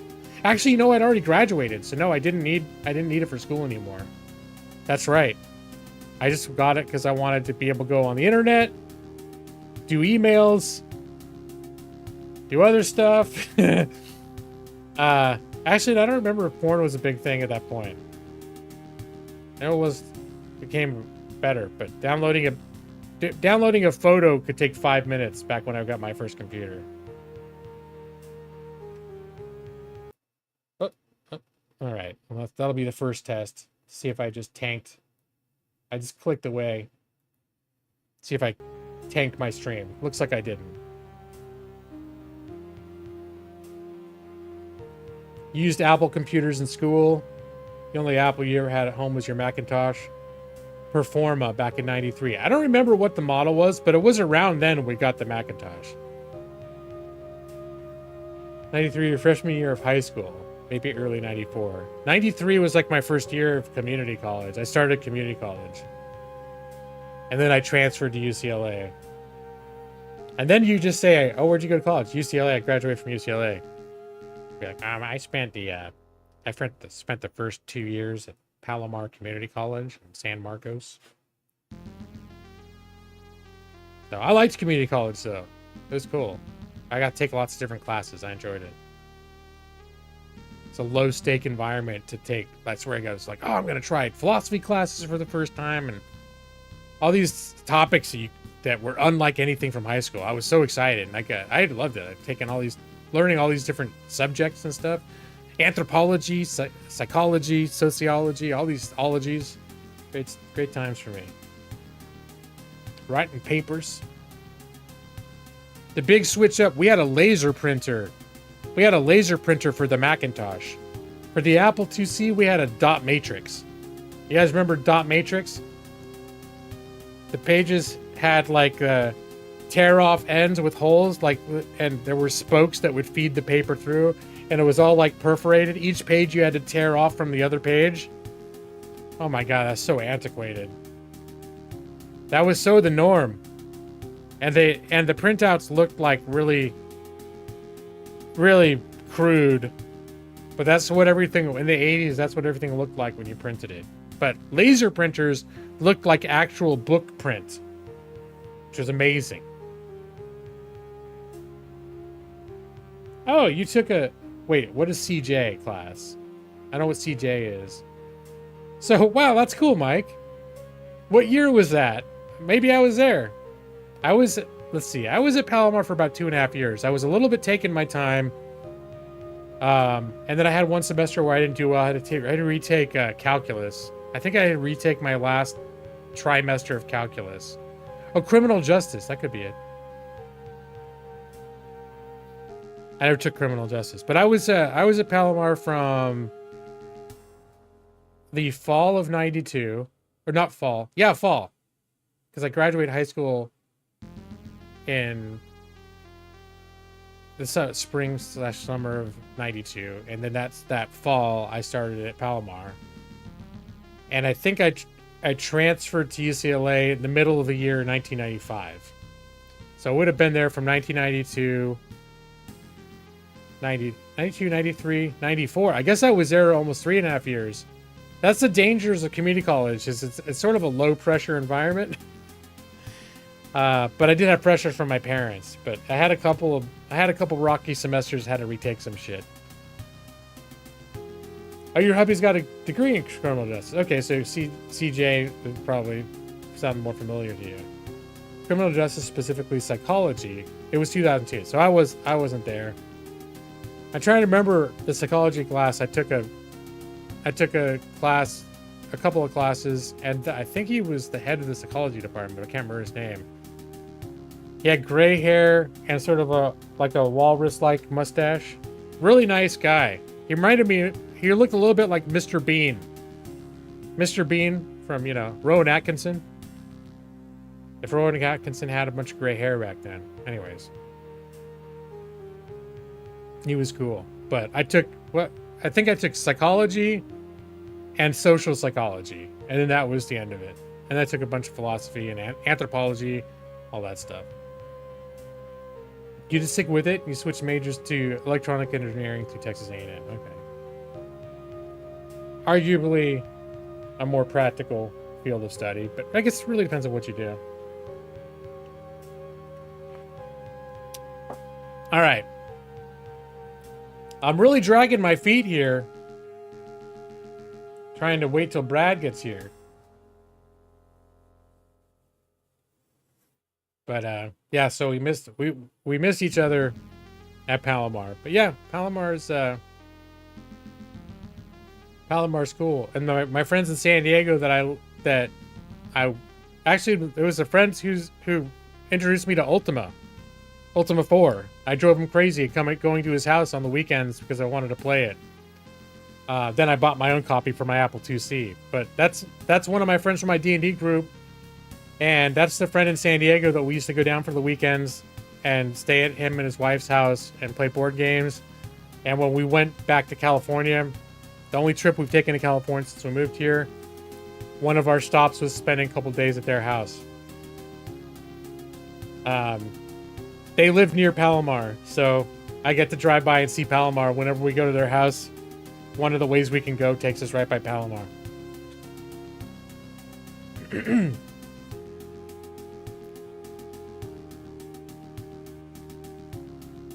I liked Palomar. I don't know what it was like in 2002, but I had a good experience at Palomar. I thought the professors were good. I felt like in some ways, you go at Palomar, the classes were like 30 people or less. And then I went to UCLA where the main classes were like 120 people. And then they'd break you into small groups that would actually have FaceTime with a teacher's assistant who acted basically like assistant professors. So in a lot of ways, it's like you didn't get the expert professor like direct contact with them in a lot of your classes at a big college like you do at the community college level. Howdy, how you doing, Ethan? Good to see you, man.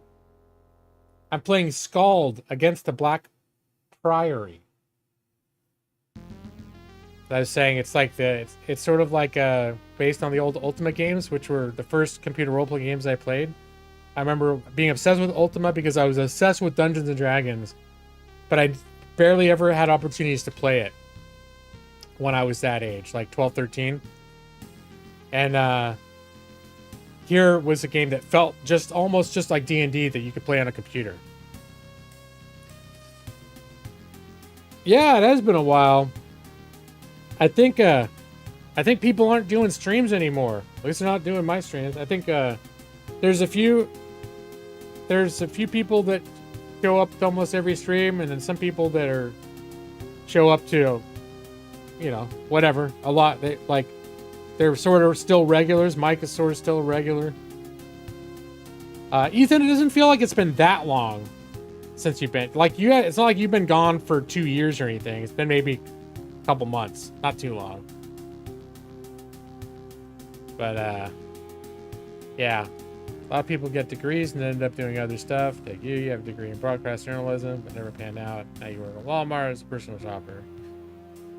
Oh yeah, no, I mean, I got my degree at UCLA in English, and I ended up doing all sorts of weird shit afterwards. Working in a grocery store.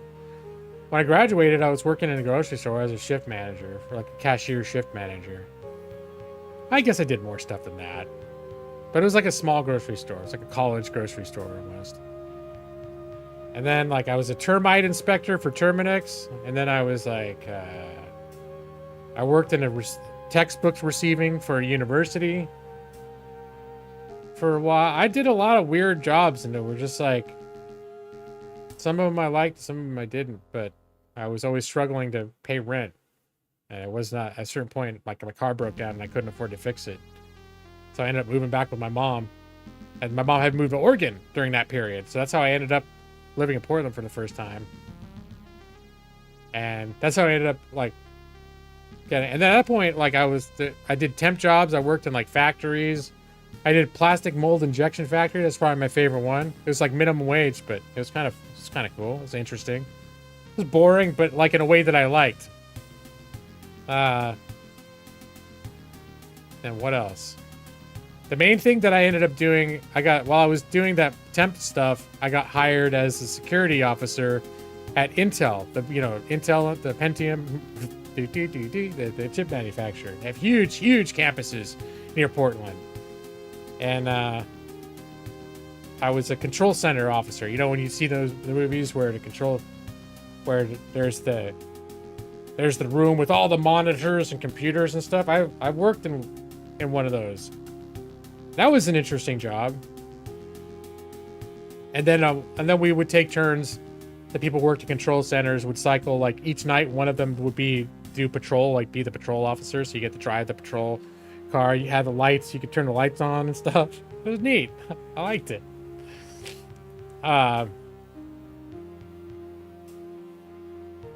Let's see. You had a nuclear. Let's see. You stick with a career path. You were assistant behavioral specialist for a few years, mainly handling documents for foster care. I feel like you might have been doing that when we met, right? Were you? I don't know. I remember. I think that sounds familiar.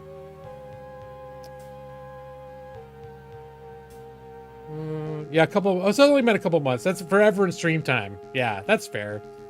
You're just short of a nuclear engineering degree and went into network architecture. But yeah, sometimes people realize that's not what they want to do. They're like, yeah, and if you realize that's not what you want to do, sometimes you got to pivot. Sometimes you can rework what you've already, like the credits you got and everything, into another whatever.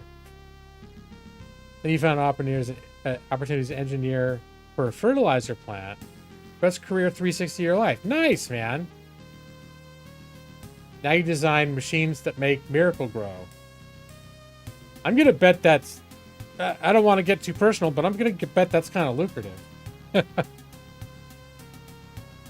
you've been at Walmart for 7 years? That's how long I was doing that doc review stuff almost.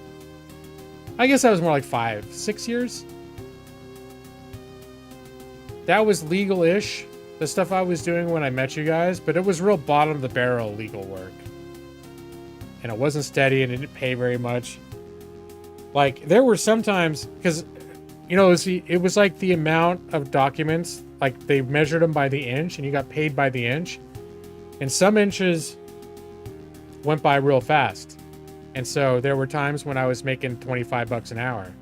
But then over time, the people that farmed out that work, I think they started getting wise and realizing like, hey, we go through these stacks ahead of time and have somebody pull out all the shit it's obviously not relevant. And all of a sudden, each inch has a lot of shit to review. And so after like the first few years I was doing that, it started getting to where I'd go and I'd pick up 10 inches. And instead of being able to tear through those 10 inches in a couple of days, it would take me a week and a half. All of a sudden, instead of making 20 bucks an hour, I was making like $6 an hour. So that job, that's about where things were like a lot of, not always, but a lot of the time, I was not making very much. Or at the point that I started streaming. In fact, the reason I started streaming was because there was a lull between, like, I'd taken a bunch of inches of stacks of work and I'd finished them fast in that case, which was good. But then I was like, hey, I finished the work that I picked up. Do you have anything else for me? And they're like, and it was, you know, like a Thursday or something. They're like, oh no, we're not going to have anything until Monday. So I'm like, oh, okay. I don't know if it was exactly Thursday, just for illustration purposes. So I basically had a few days where I was just waiting for more work. And I was like, hey, I should look into streaming. That's free.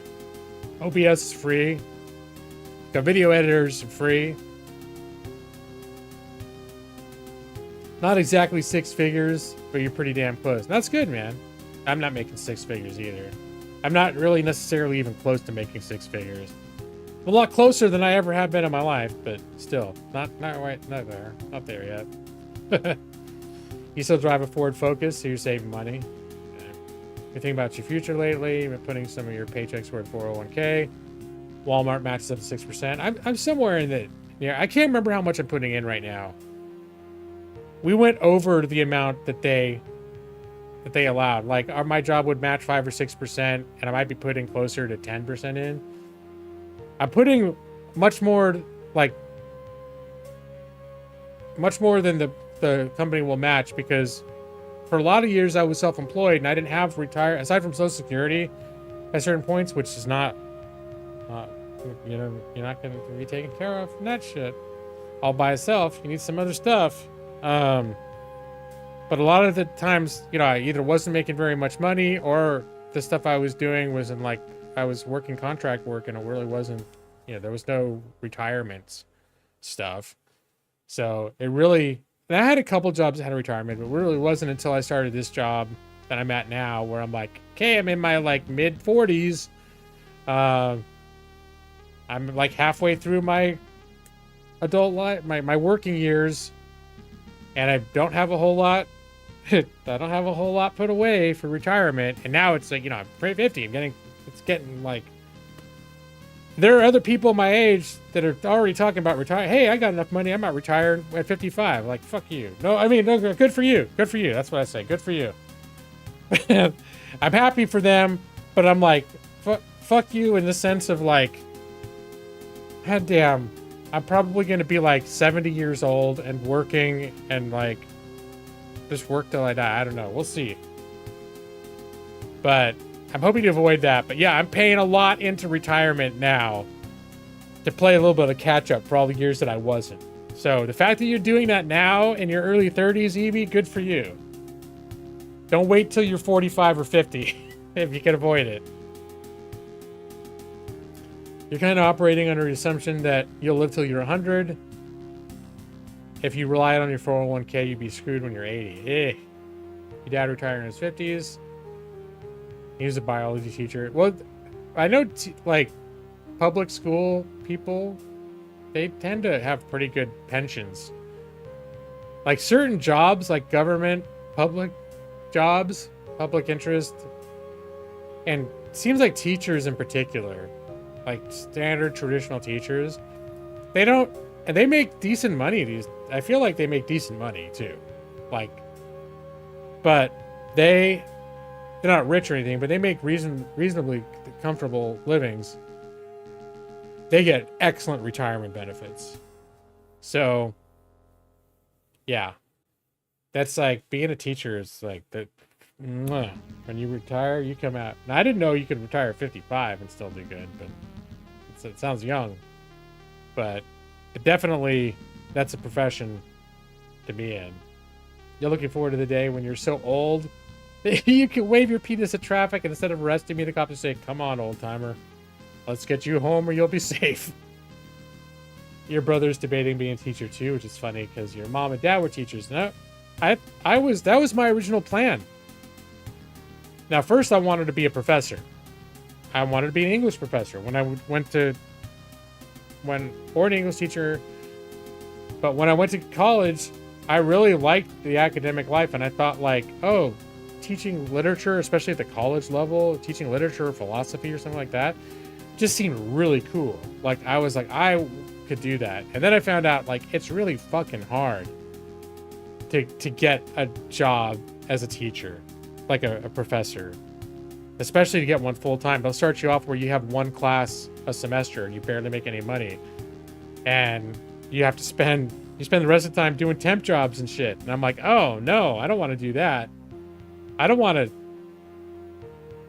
I was like, teacher should be a job where it's like they thank you. You're like, oh. And then I found out it's like for each opening to be a college professor, hundreds of people apply.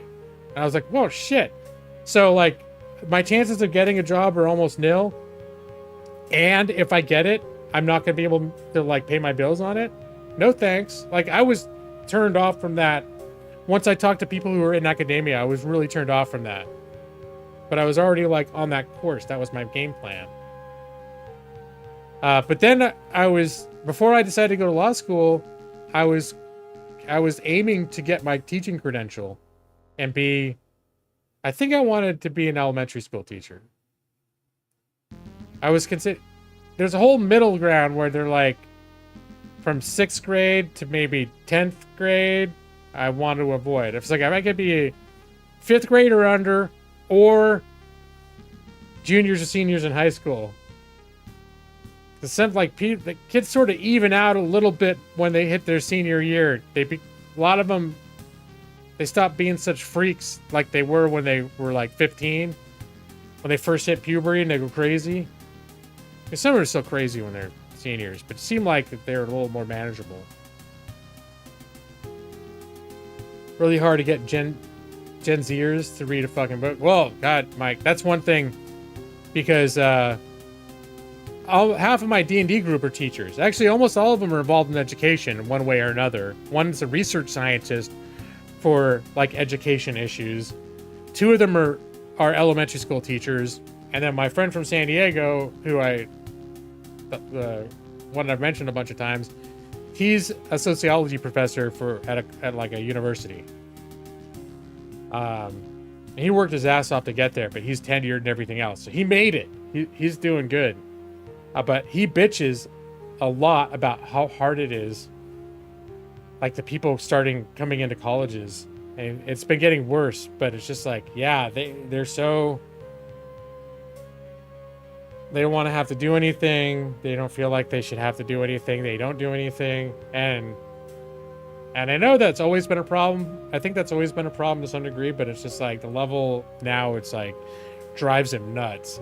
Where he'll look, and he was never, honestly, like, he was never a model student, and he got to grad school and he got to get serious about it and stuff to end up where he was. But so he became serious at a certain point during college, but he was never like a super spending 100 hours a week studying type of guy. But once he hit college, he was like, he took it seriously, but wasn't killing himself over it. And he's like, but yeah, like I was a pretty, like as far as students go, pretty relaxed in my approach to like education. But the kids today, it's like, oh my God, I don't even know how they think like they're gonna get through college. Like they're whatever. You love reading as a kid. You'd write down how many books a year you read. You miss your read of 75. Holy shit! Now you're always playing games or working. Yeah, I don't get through many books, and I tend to do audiobooks now. And I'll do audiobooks like while I'm going to bed, and then I'll fall asleep, and I'll basically listen to the same chapter 20 times, and then I'll get interested in another book, and I'll start listening to that one, and never finish anything. I got hot news. The dog still smells like ass. You know, Brad, you notice what's happened? I'm in the game right now. Oh my God, and Jeff's showing up.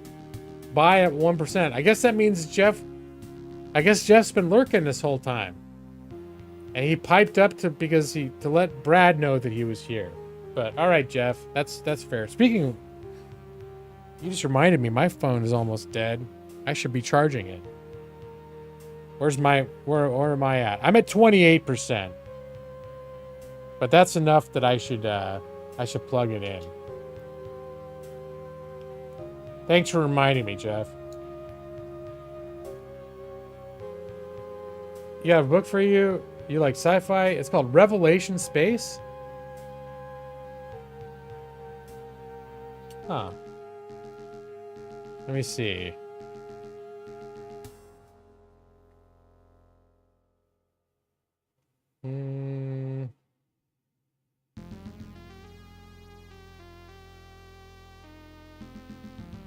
This game doesn't do well with me going to other tabs, so let me see.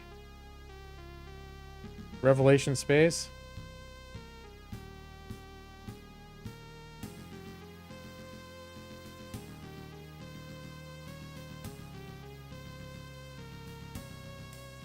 Revelation Space Volume 1, The Inhibitor Trilogy.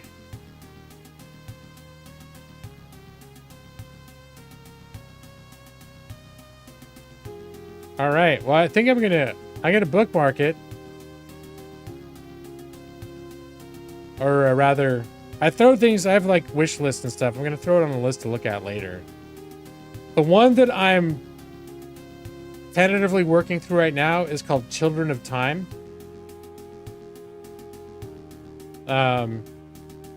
Which has a pretty interesting premise, but I've been listening to the same chapter for the last 2 months because I keep falling asleep whenever I try to listen to it. Anna just went to see the dog in her pen to stare at his. Is this what happens when you're at home? Well, probably. There's a whole vicious politics going on. Let me see. Do I have the find now? Add to list. There we go. I have a specific Ryan's Books private list. Yeah, as long as I'm not playing the game. Here, I'll show you my more recent listens. Continue listening. Children of Time, and I'm like 10% of the way into it. The Fellowship of the Ring is the second most recent book listened to. Fellowship of the Ring I've read over and over again and listened to over and over again, and it is very frequently a book that I will put on to fall asleep to. I don't know why, I just love the Fellowship of the Ring, but mostly it's like a comfort thing to help me relax and fall asleep to. I have Ship of Magic by Robin Hobb. Robin Hobb wrote the Pitt's Chivalry series, Assassin Apprentice, Assassin Master, etc. One of my favorite authors of all time. Those specific characters have followed through 9 books, 3 trilogies, but she's written a couple other trilogies, and one of them is in the same world, but they're different characters. One of them starts with, it's about ships, these magical living, like oceans, sailing ships. And some people swear it's the best trilogy that she's ever written. And so I've got that I got a lot of stuff to listen to. Then there's Pillars of the Earth, which got talked up real hard by a number of booktubers recently. I think because the sequel came out, but Pillars of the Earth has been around since the 80s. And then I got randomly talking with one of my friends that I play D&D with, and it's his favorite book of all time. So I got really sold on the idea. What's the name? Pillars of the Earth? Oh, the ship one. Ship of Magic. It's called Ship of Magic. So I think technically there's an order that all of the series fit together in chronologically, but I think you can read it that each of these extra series on its own. But I'm pretty sure this ship series and actually the books that I've read are called the Farseer series.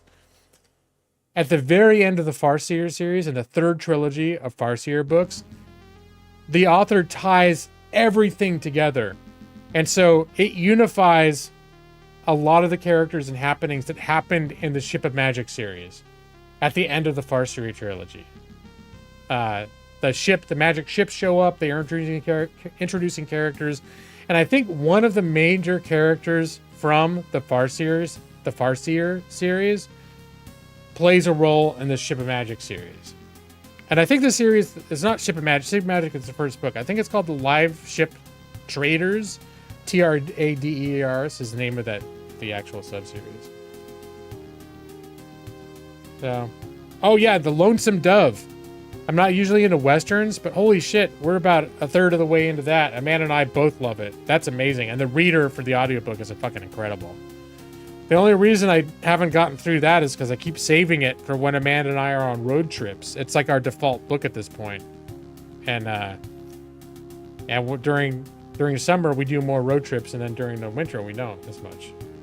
But so I've got a gajillion books, most of which I got a backlist a mile fucking long of books that I intend to read. Hyperion was the biggest, probably the most recent substantial book that I actually finished. And that was on my to-read list for a while, and I bounced off of it a couple times, and eventually I took a running start at it. And once I pushed back past the first few chapters, I actually got sucked into it and read the whole thing.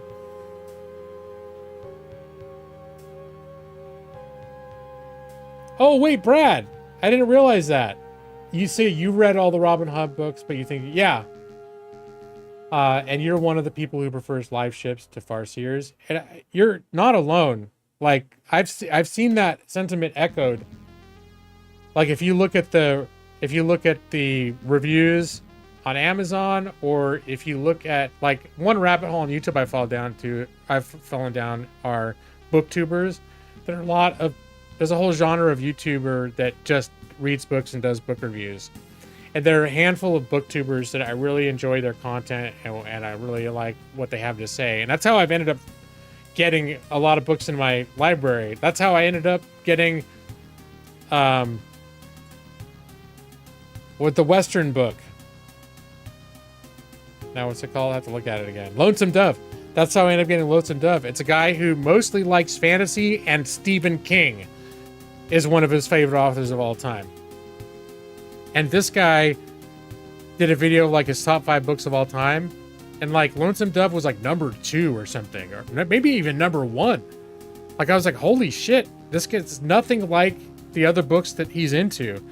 And this guy couldn't stop talking about how fucking amazing it was. And so I was like, well, holy shit, maybe I better check this shit out. So I went to the Amazon page and I played the Audible sample for the audiobook. And sometimes something just clicks. And in the first 30 seconds, I was like, oh yeah, I'm on board with this shit. And I got it, and I was listening to it. And then I did let Amanda sample it when we were going on a drive a few days later, and she loved it. And then that's like the book we've been listening to since last year. The Dark Tower is a real hard series. I like The Dark Tower. The first book was awful, I think. I'll just say, well, I don't think it was very good. It's a little rough around the edges all the way through, but it's like I developed a like for it. But it's a hard recommend. It's definitely a hard recommend. And I don't look at Dark Tower as like... Well, a lot of Stephen King's got a little... There are things about the way Stephen King does things to make a lot of his books a little like, hey, it's great, except for like the last 500 pages or whatever.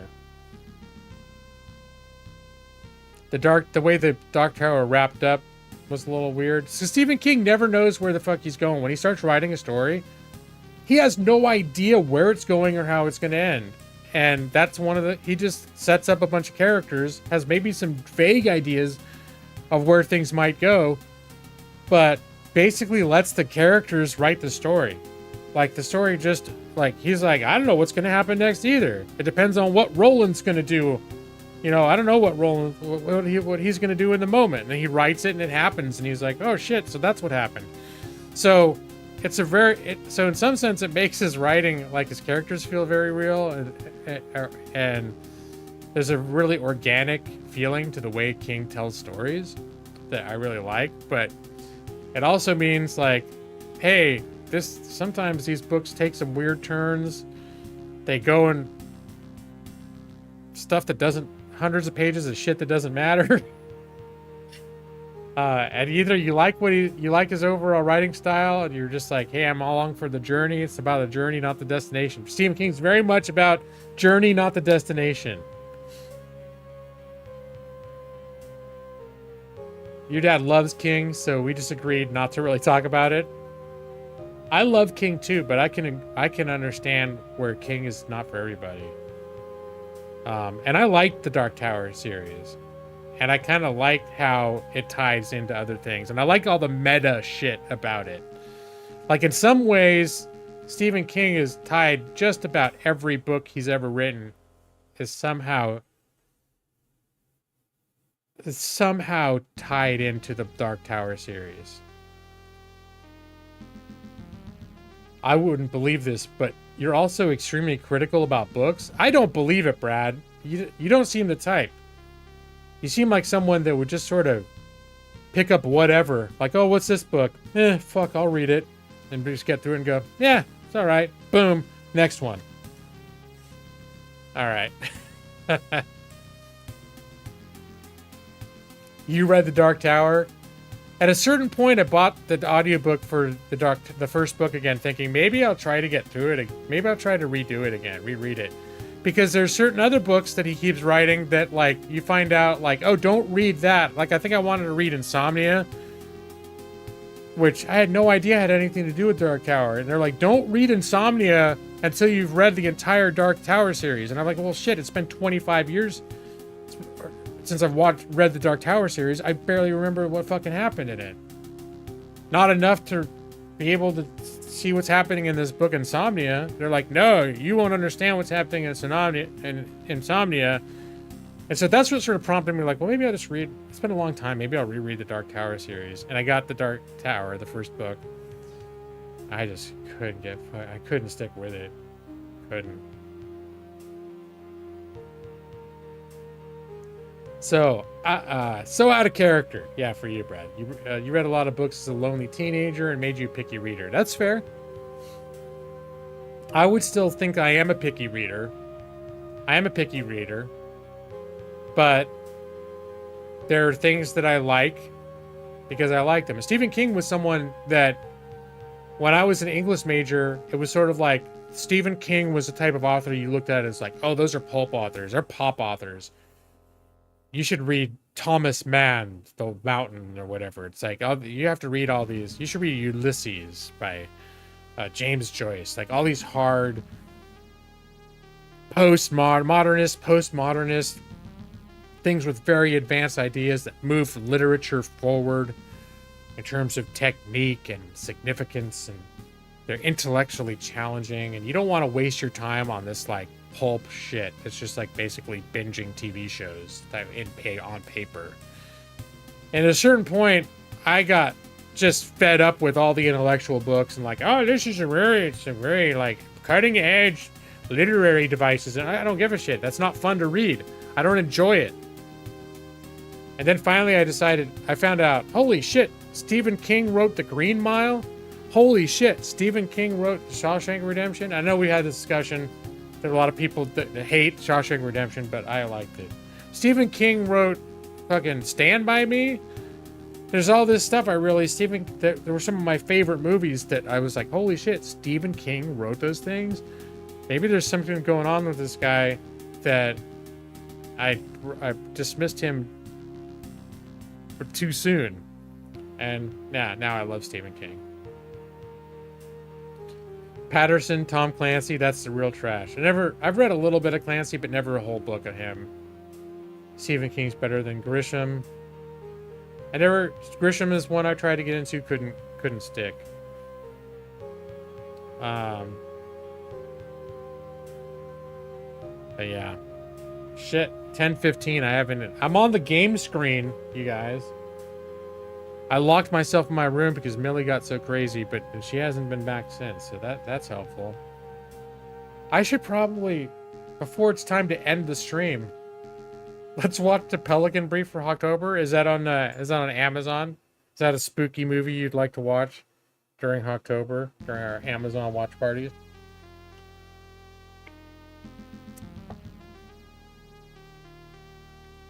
All right. So I did have a game going here. Oh, here's one thing that's cool too. There's a setting in here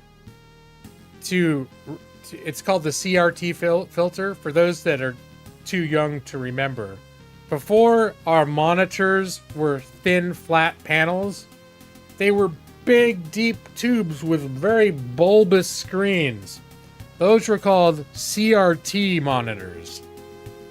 And if you were playing games in the 80s, like Ultima, you were playing them on a CRT monitor. And so this guy's got a filter included in the display settings that makes the game look like it's on one of those old bulbous monitors. So it actually makes things fuzzy and creates like all the weird individual pixels that you would see, which is kind of interesting. But what on a 32-inch monitor, whatever I got here, it's just painful to look at. It makes everything look a little bit too blurry. I will say on the Steam Deck, this is the way to go, because it makes it big enough to see, and it works. It actually looks really cool on the Steam Deck. But for something that's like a big screen in front of you, it's much better to have crisp graphics, I find. So I won't be, I don't think I'll be using the CRT filter, though I think it's very cool that it's there. And if I didn't have such a giant honking monitor, or if I was playing it in a window, I might consider using it. But if you had a CRT TV over 27 inches, good fucking luck moving it. I think we had a 32-inch CRT. The last CRT TV we had, I think, was 32 inches. And it was a fucking beast. We eventually, I think it was when we got married and we got a lot of like money gifts for our wedding. And that's when we bought a couple of things. We bought a very nice bed for the first time. And we bought a 42-inch flat screen TV, which even by today's standards is still bulky as shit, but it wasn't CRT anymore.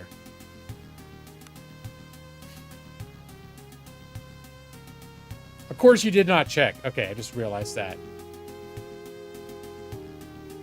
I remember liking the Pelican Brief. I don't remember the first thing about it.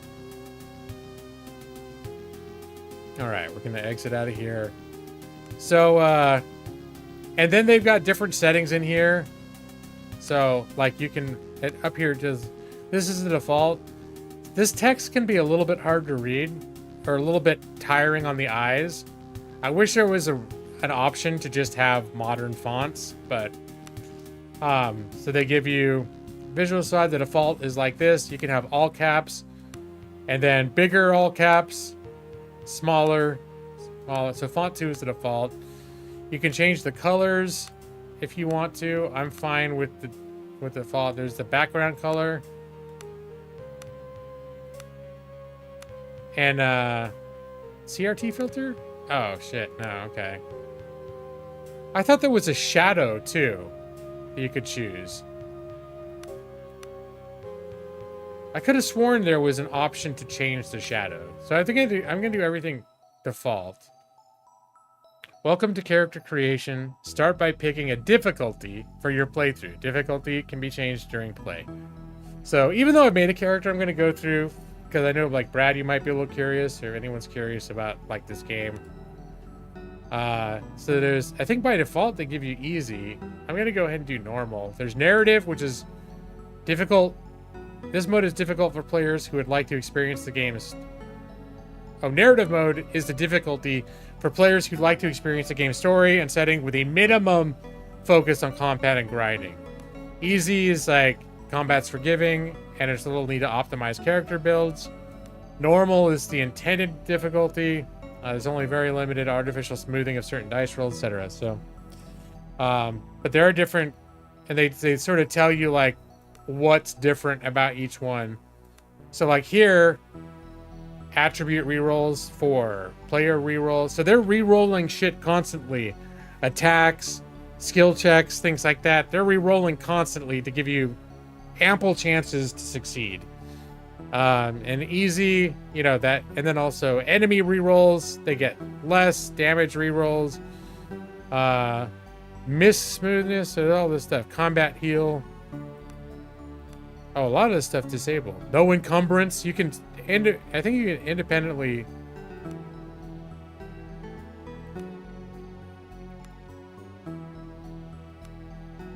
Some of that stuff, can you do this stuff a la carte? Combat heal. Oh, let me go back. Yeah. Oh, what? All right. Let me go back. New game. Continue. All right. So I think I'm just going to do normal.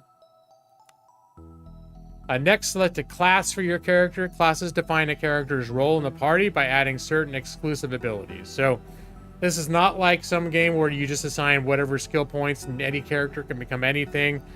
Characters have sort of defined limitations. So, for example, I was playing a champion. Champions can't use missile weapons. And like never will be able to, I don't think. Brad, you're gonna let the dog sit with you on the sofa because she needs to learn about gaming lawyer. Well, hello, was it Anya? Was it Anya the dog's name? Should I talk puppy to it? Who's your boy? Who's your good girl? Who's your good girl? Hey, puppy.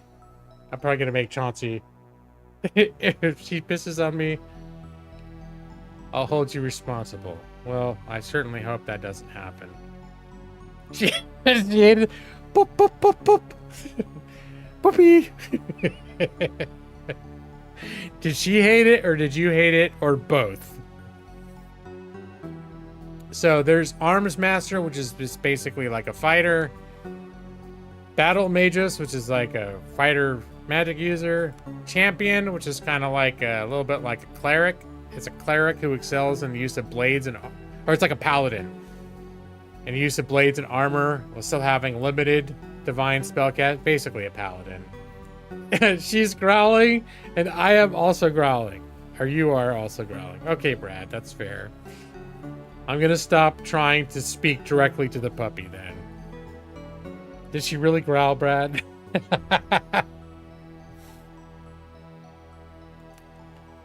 Guild Mago, spellcaster who can develop different arcane spells schools fully. This comes at the cost of absolutely no combat related fees. So this is like a pure mage.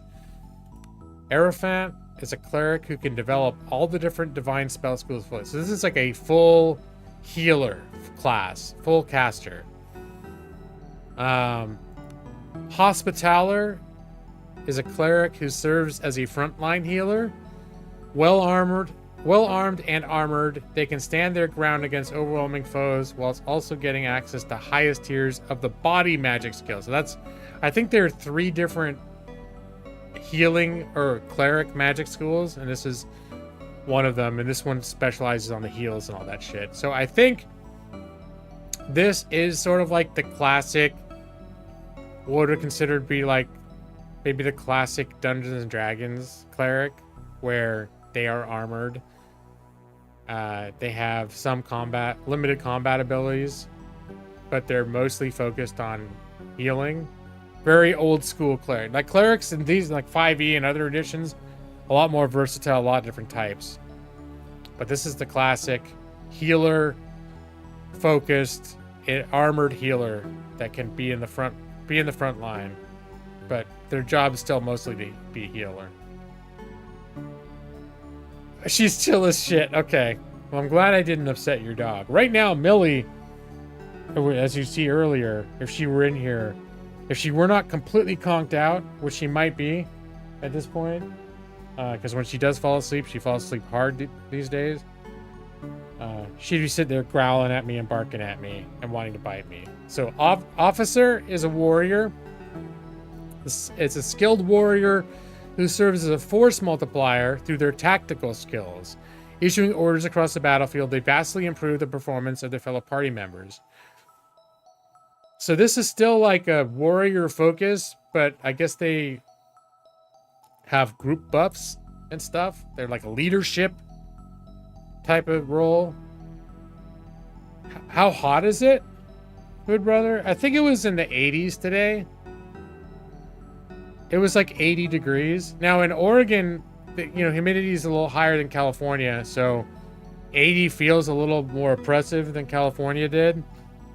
That's what I learned when the first summer I lived in Oregon, and I was like, God damn, it's fucking hot. And I looked at the temperature and I'm like, it's 82 degrees. It's like, I swear to God, I was in 100-degree temperatures in California and it didn't feel this uncomfortable. 106. Oh yeah, that's fucking hot, Food Brother. That is hot as shit. Let me see, what's weather looking like here for the next few days? As long as we're talking about it, have a quick sidetrack. Because I don't talk with you a lot, Food Brother. You come by every now and then. Let me see. 97 for you. So the high today was 82, low of 50. High tomorrow is 84, low of 54. Saturdays, high of 80, low of 55. So highs are going to be Sunday 77, Monday 79, Tuesday 75. So really, it almost feels like if it gets above 70, it starts feeling a little warm for us here. But also part of it is the way the sun hits our building. Like, it's like a greenhouse, so it may not be that hot outside, but it gets hot in here. Like right now, I actually have the AC on. I could probably turn that off at this point. Oh, I forgot. I got a new, Millie chewed the cord on my lamp, so I bought a new fancy lamp that has a remote control. It's even got like it's got a dimmer. Ooh, I can turn it way up. Get it like disgustingly bright. I think I like it around here.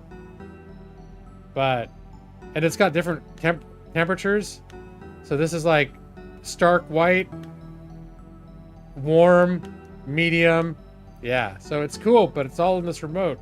But I also have a remote for my air conditioner, and I thought it was my air conditioner remote. So yeah, I'm gonna turn off the air conditioner. Boop, light turns off. Whoops. But it's kind of cool though, because I can keep the light on when I go to bed. Because normally, well, I have a light in the back, like against the wall in the back corner near the bed, and I have to turn that on. I have to crawl across the bed to turn it on.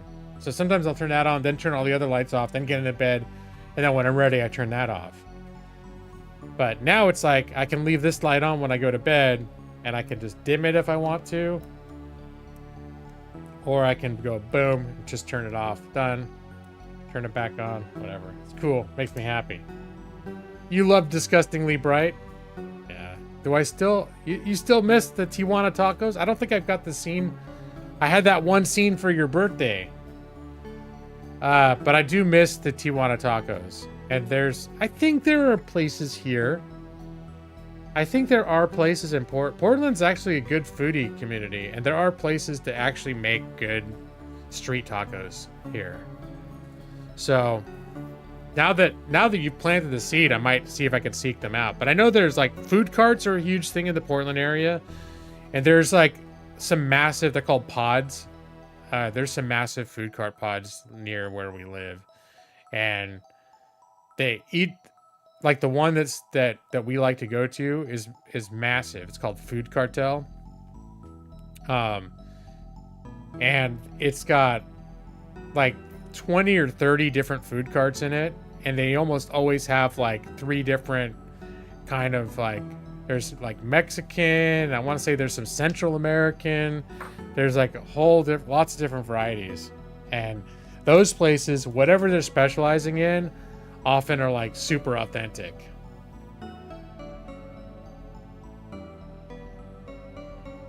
You seen the video you did before?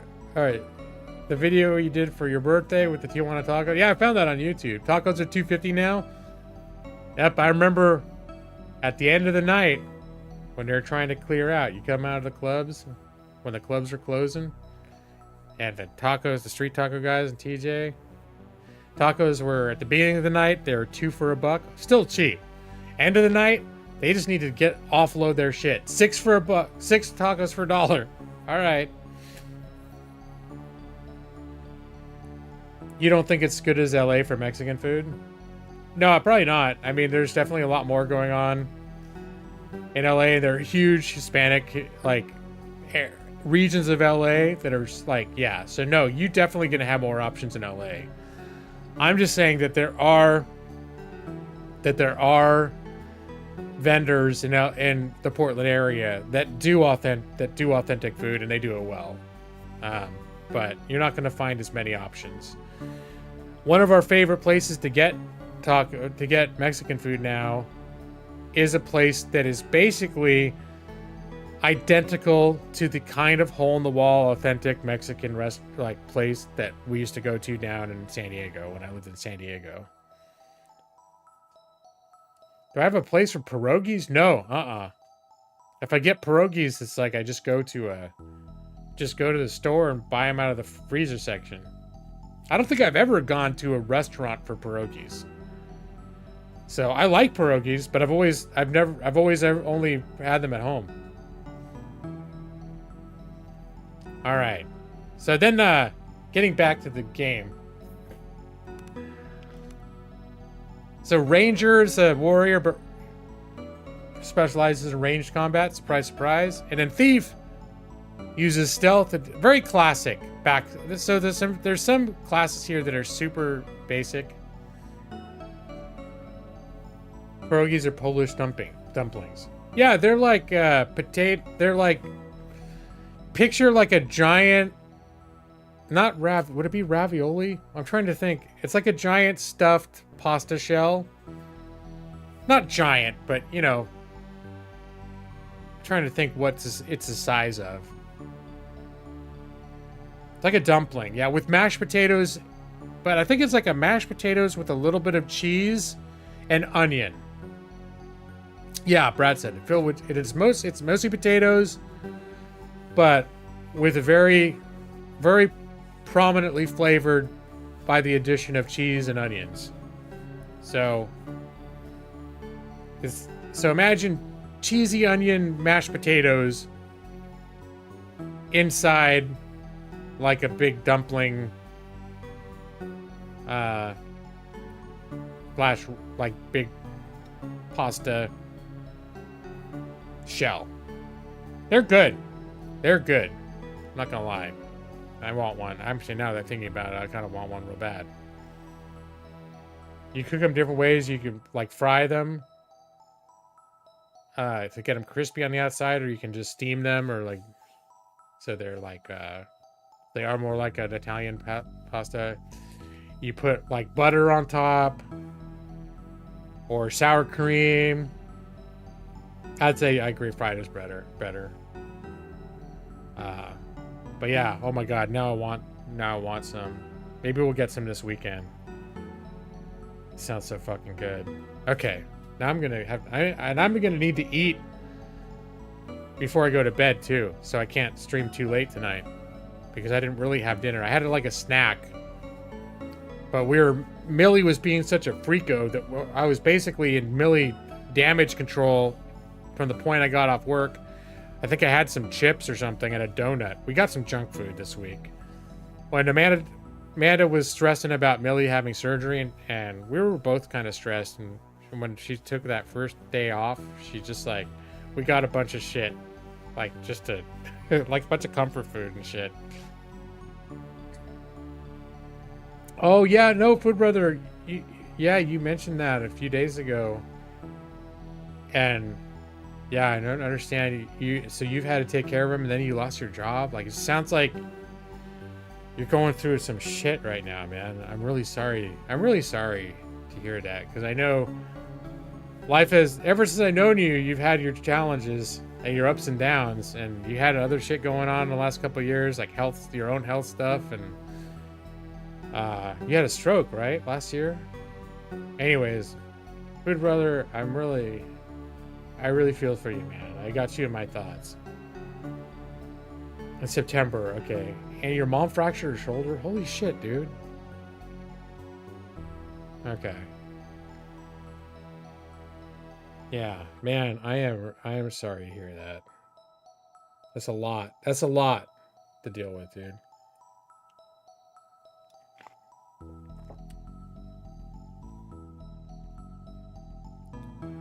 All right. So, hey, Brad, what character class would you like to see me create for this?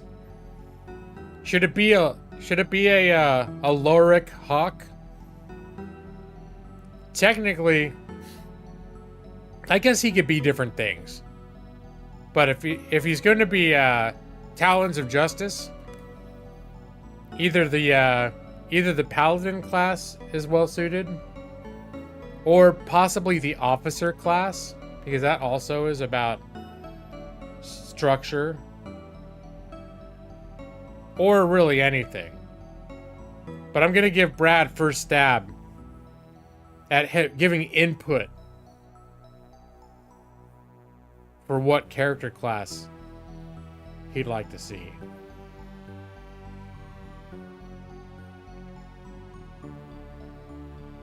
What is ACAB?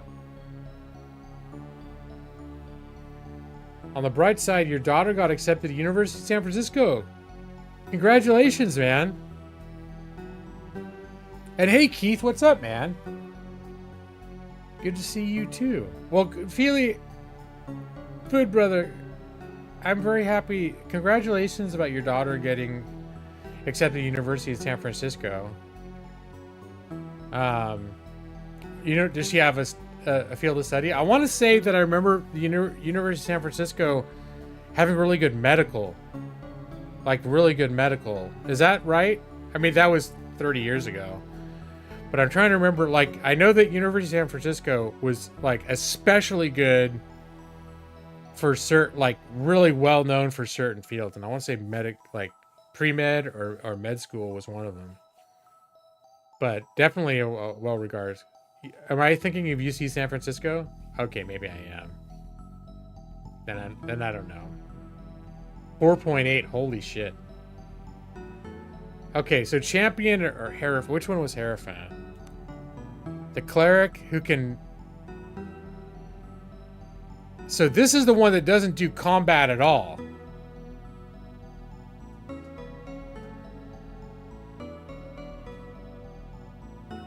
So, you know what?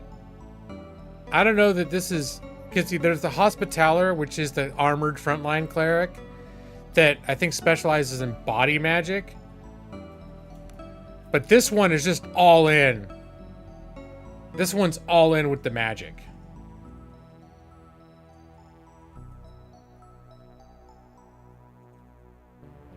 So, well, you know what? I think since the main that I've been playing is champion, I may try Hierophant.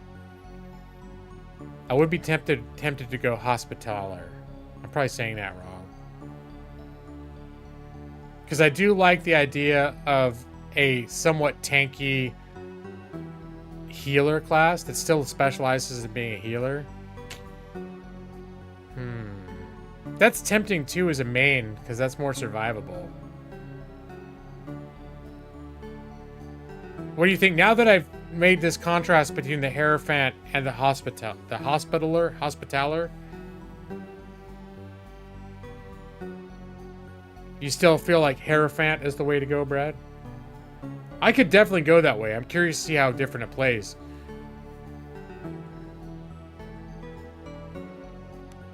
But I'm feeling like this person might have a tough start of it.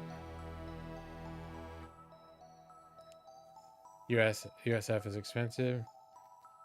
Follow my heart. You know what? I'm gonna do Hospitaller because I still like the idea of being able to take a little bit of abuse. Because my experience so far in this game is that it's not easy being breezy. Can develop all the divine schools fully. So that'd be maybe even kind of like a nuker.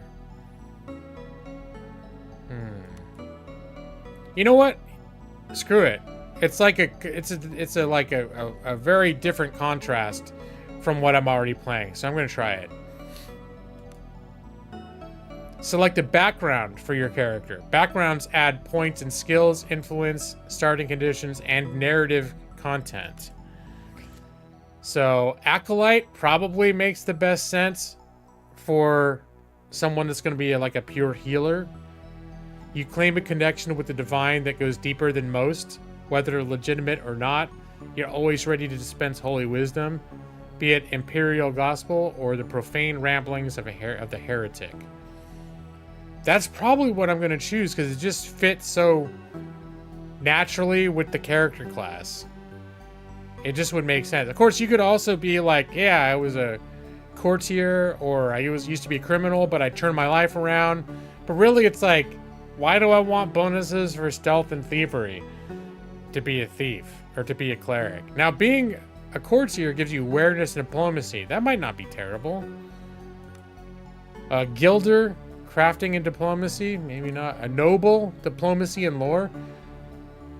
That wouldn't be a terrible combination. Sailor, not so good. Sellsword, not so good. Street rat, definitely not so good. Thug, club damage bonus, really? No. Vagabond? No. Wildling? No.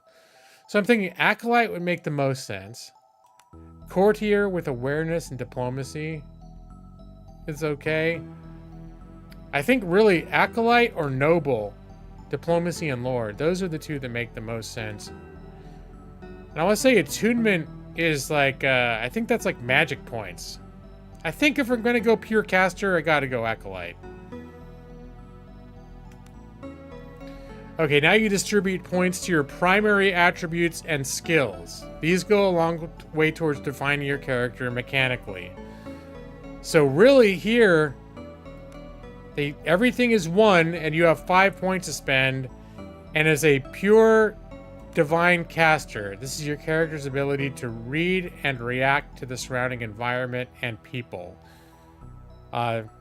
This influences awareness, diplomacy, healing, and willpower.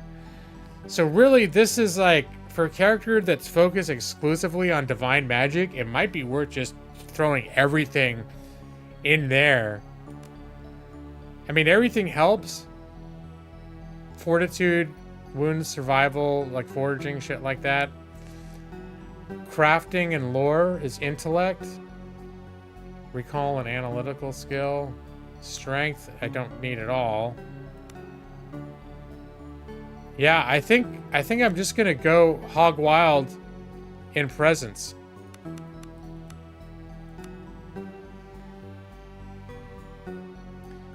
Yeah, there's definitely D&D vibes.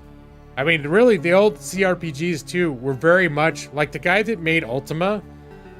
He basically wanted to make D&D on a computer. That was what inspired him to make Ultima. Was he wanted to, and I think he even designed the games around as like his D&D adventures. But he didn't use the D&D rules straight up. He sort of made his own. It's very reminiscent of that. So it's definitely going to have a huge D&D vibe. All right. And so his presence stat emphasizes awareness, ability to notice small details and hidden things, Uh, Diplomacy, used to lie, bargain, or sway others in negotiations.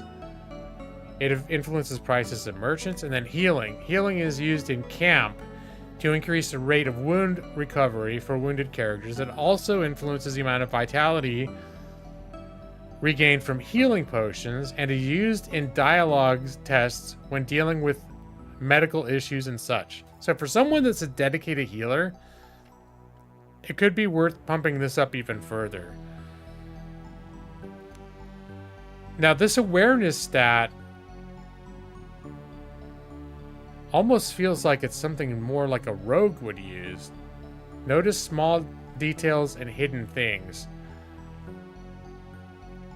I have 6 points to spend. Lore, general knowledge, and it's based on intellect. Hey, it looks like Jeff's got... Did you come back from your 1%?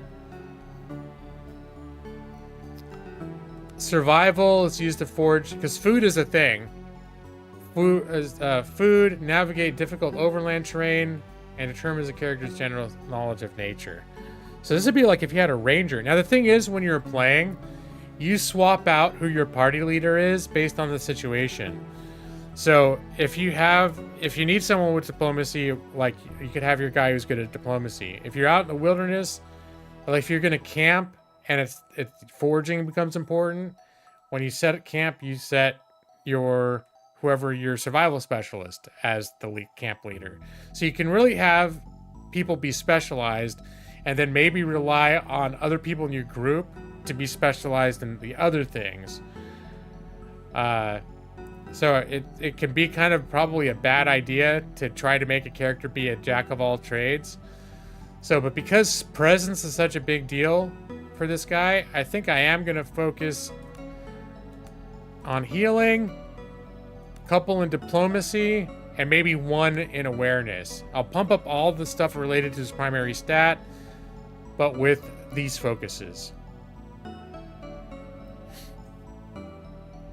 12%. Jeff's up to 12%. You're probably going to do just fine, because I'm probably only going to stream for another 15, 30 minutes. Don't specialize in legal skills. Yeah, it's going to be hard.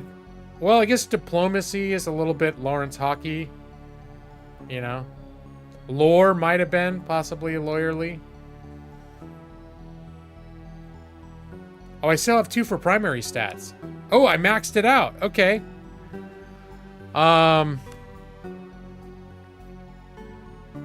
Influences crafting and lore. Thanks for pointing that out. I don't know if it even want to let me go. Sometimes they'll let you go without spending them all. I feel like, let's see, fortitude influences wound, survival, and toughness. I feel like if you got extra points to spend and you're my guy, fortitude is where to put it. Yeah. Probably. I don't think intellect helps him at all. I think intellect, if it's related to magic, might help with, it might help with arcane casters, people who are doing arcane magic. Historically, that's how that's worked. This is more like charisma / wisdom presence in terms of D&D. All right. Okay, these are the feats derived from your class. Distribute your development points in them to gain benefits and new abilities. To gain spellcasting abilities, you must purchase ranks in the relevant, quotations, violet feat tree. The more spells can be learned by studying spell tomes that you acquire as you adventure. So let's see. We've got religious training and divine spellcasting. And then divine spellcasting, I think these are the 3 schools. So there's body magic. And let me see if it tells me what body magic is. It did really... Let me see. If I click this. Body magic focus. Body magic tier. Spell tier. So this is a little bit problematic because they don't really tell you exactly what these spell skills do. Magic, mind, or spirit.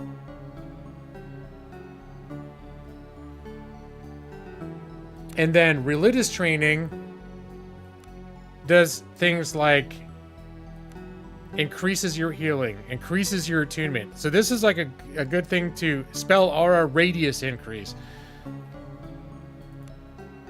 Some of this stuff really pumps up your spellcasting abilities, like your passive spellcasting abilities. So I think it would be worth putting, and I have 10 points to do, so it'd be worth putting at least this, at least to get my foot in the door on this. Gotta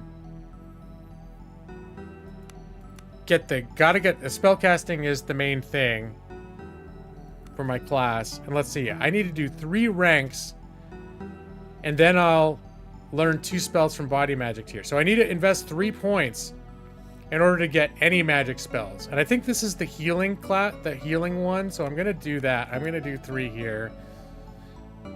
And then what do we do here? If I have to do 4 ranks here, and then I learn 2 more spells. So I think it's better to I can either invest enough points to get some mind magic or spirit magic spells, but not both. So I think I got 5 left. I'm gonna either do mind magic or spirit magic. I'm not sure.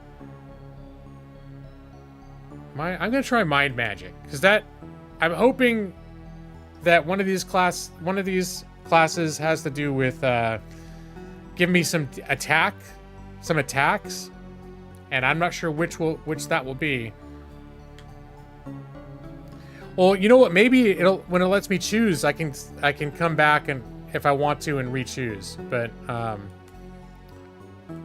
and then we'll get these last 2, so I can have a total of 3 ranks in Faithful Initiate, which will increase. This increases like I think this is like my magic points and attunement.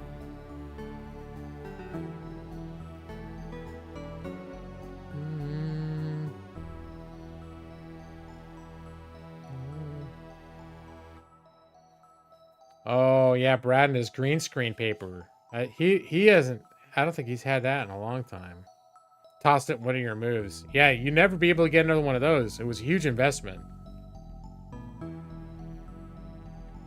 All right, so I spent all my points. We're going to continue. Pick 2 new mind magic tier.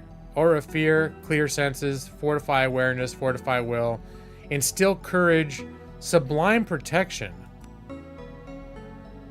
Okay, you know what? I want to go back. Can I go back? No. Okay. Mind magic tier. Aura Fear, Clear Senses, Fortify Awareness, Fortify Will, Instill Courage, or Sublime Projection. Aura of Fear sounds like something I can use to help manage combat, so I'll click that. Sublime Projection, I don't even know what the hell that is. See, this is where, well, probably, I wonder if there's any manuals that come with this. I'm going to check the Steam page real quick. Because one thing that would be, if he's really walking in the footsteps of the Ultimate Games came with a bunch of supplemental book materials. And sometimes if you go to a store Steam page, you'll find that stuff on the Steam page. Extra downloadable shit you can do.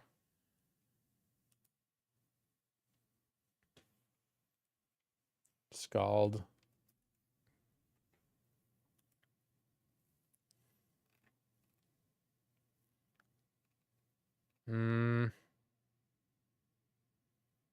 SKALD RPG on YouTube, Discord server, update history. Visit the website.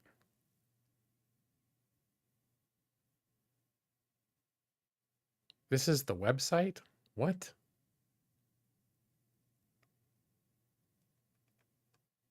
That didn't take me anywhere I wanted to go.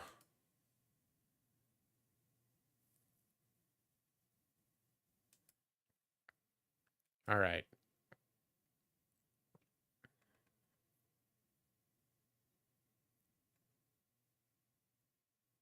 Update, book review, game design. Nothing obvious. I was just curious to see if he made like a book or manual or something, because it would have not surprised me at all how much he's sticking. When you used to buy an Ultima game, it would come with several books. There was like a spell book, there was a book of history, there was like a monster encyclopedia. It was like, and they were cool little books. They had illustrations in them. Like all the spells had different like magic words you had to use, and you needed the spell book to use the words. And I think the spells you had to have components like, you know, sulfurous ash and garlic, and the spell book some would give you like which spells, which components you needed for which spells, and then some you had to learn for yourself.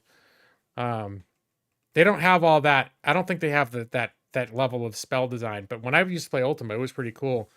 Like it was kind of immersive, because then like some spell components like garlic and shit you could just go to a store and buy, but some was like really rare. Like there were certain herbs that like only grew on the new moon in like like at midnight of the new moon where there's no moonlight, in like a swamp. And so you had to be like, shit, okay, I'm gonna go. And there were moon cycles in Ultima, so you could see like the different phases of the moon, and you'd be like, oh shit, it's gonna be like the new moon tonight. There's gonna be no moon in the sky. Let's see if I can get to a swamp. And then you go to a swamp, and then when it's hitting like the middle of the night and then the new moon, and you go around, and then you would search. You had to say search when you were in the swamp, and it would tell you if you're finding. I think it was like nightshade or certain things. There was some really cool stuff in those original Ultimate games. It'd be the same things that would make it an absolute pain in the ass to play today, because we're not used to having to go through that much to cast a spell. But it was like super immersive. I remember thinking that was the like, wow, like I'm running out of reagents for my spells. I've got to go to the shops, and then I got to go to like, okay, these, I think in this forest here, I can find these certain components that I need. You go in the woods and find these different components, and yeah, gather my stuff up, get my spells ready to be cast. I'm sort of showing you how the game works. Are you being facetious, Brad? Because like I sort of am showing you how the game works. 45 seconds of gameplay. But I'm also been doing a lot of other shit. Like I spent a lot of stream not showing you how the game works. So you could be serious or not serious. Okay, confirm, and then 2 body magic tier 1 spells to learn. Bear strength, cure, lay on hands, serpent's grace, probably some kind of a buff. Cure moderate. I think the 2 cure spells, yes. Finalize your character by editing their appearance. You're absolutely being facetious. Well, I am showing you some stuff about the game, man. So it could have been, okay. But if I go to abort now, I'm gonna have to start all over. Can I go back? I just want to go. Can I hit abort? If I hit abort, I think it's going to take me all the way back to the beginning. All progress will be lost. Nope. The reason I want to go back is because I'd like to choose the other magic school and see what the spells are in there. All right. So this is going to be a pure caster. I actually kind of like the idea of the pure caster wearing green. Let's see. What portraits? I like this golden-haired, sunny-haired, like, I'm the golden healer. What do you mean, nope? Oh, are you back in the US? No. I thought you were... You do the portraits? Okay. Hairstyle.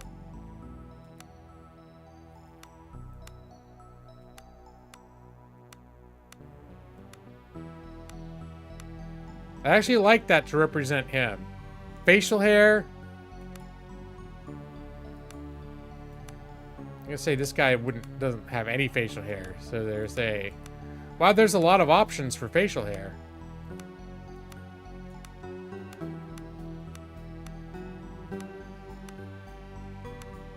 I can't tell which one is just like no facial hair.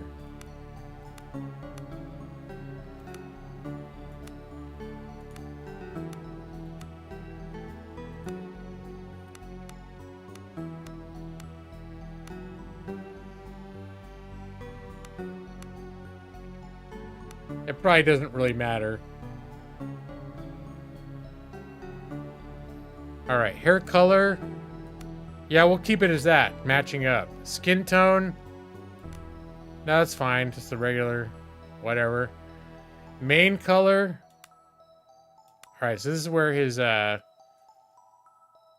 kind of like green to designate healer, but I'm gonna cycle through and just make sure there's nothing else. I could go pure white, but that might look like armor.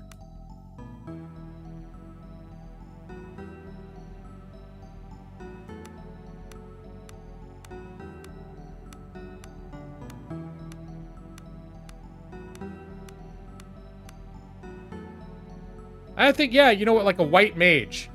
Like a white, maybe I'll even give his secondary color also be white. So he's just gonna be like white all the way through.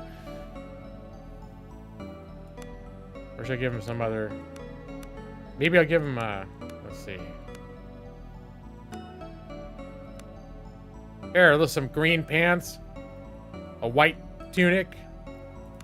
Let's see, and his, I think I do kind of like the idea of a gold cloak. Very much like the holy white suit with white cloak. That's too much, maybe too much white. No, I like that with the, here we go. He's just gonna be like this. I wonder if you can change it later. No, we'll just keep it. So this is gonna be how he looks.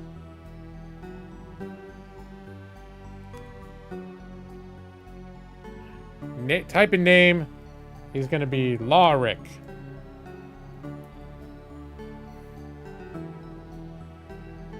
Only contains status. You can't do two names. He's just gonna be Lawrick.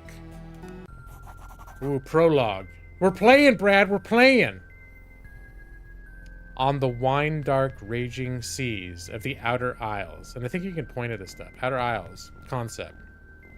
A northeasterly archipelago that serves as a midway point between the Gallian Empire and its colonies. Its main port is located on the Isle of Hydra, and then you can click that. Gallian Empire, large but waning empire found nearly 3,000 years ago by the mythical first emperor Gallian the Great. Gallian. Okay, so there's a whole rabbit hole that you can follow. Whoops, I didn't mean to click, but we're there. I did it. Archipelago? How's that, Brad? Archipelago? Pelago? All right, Brad.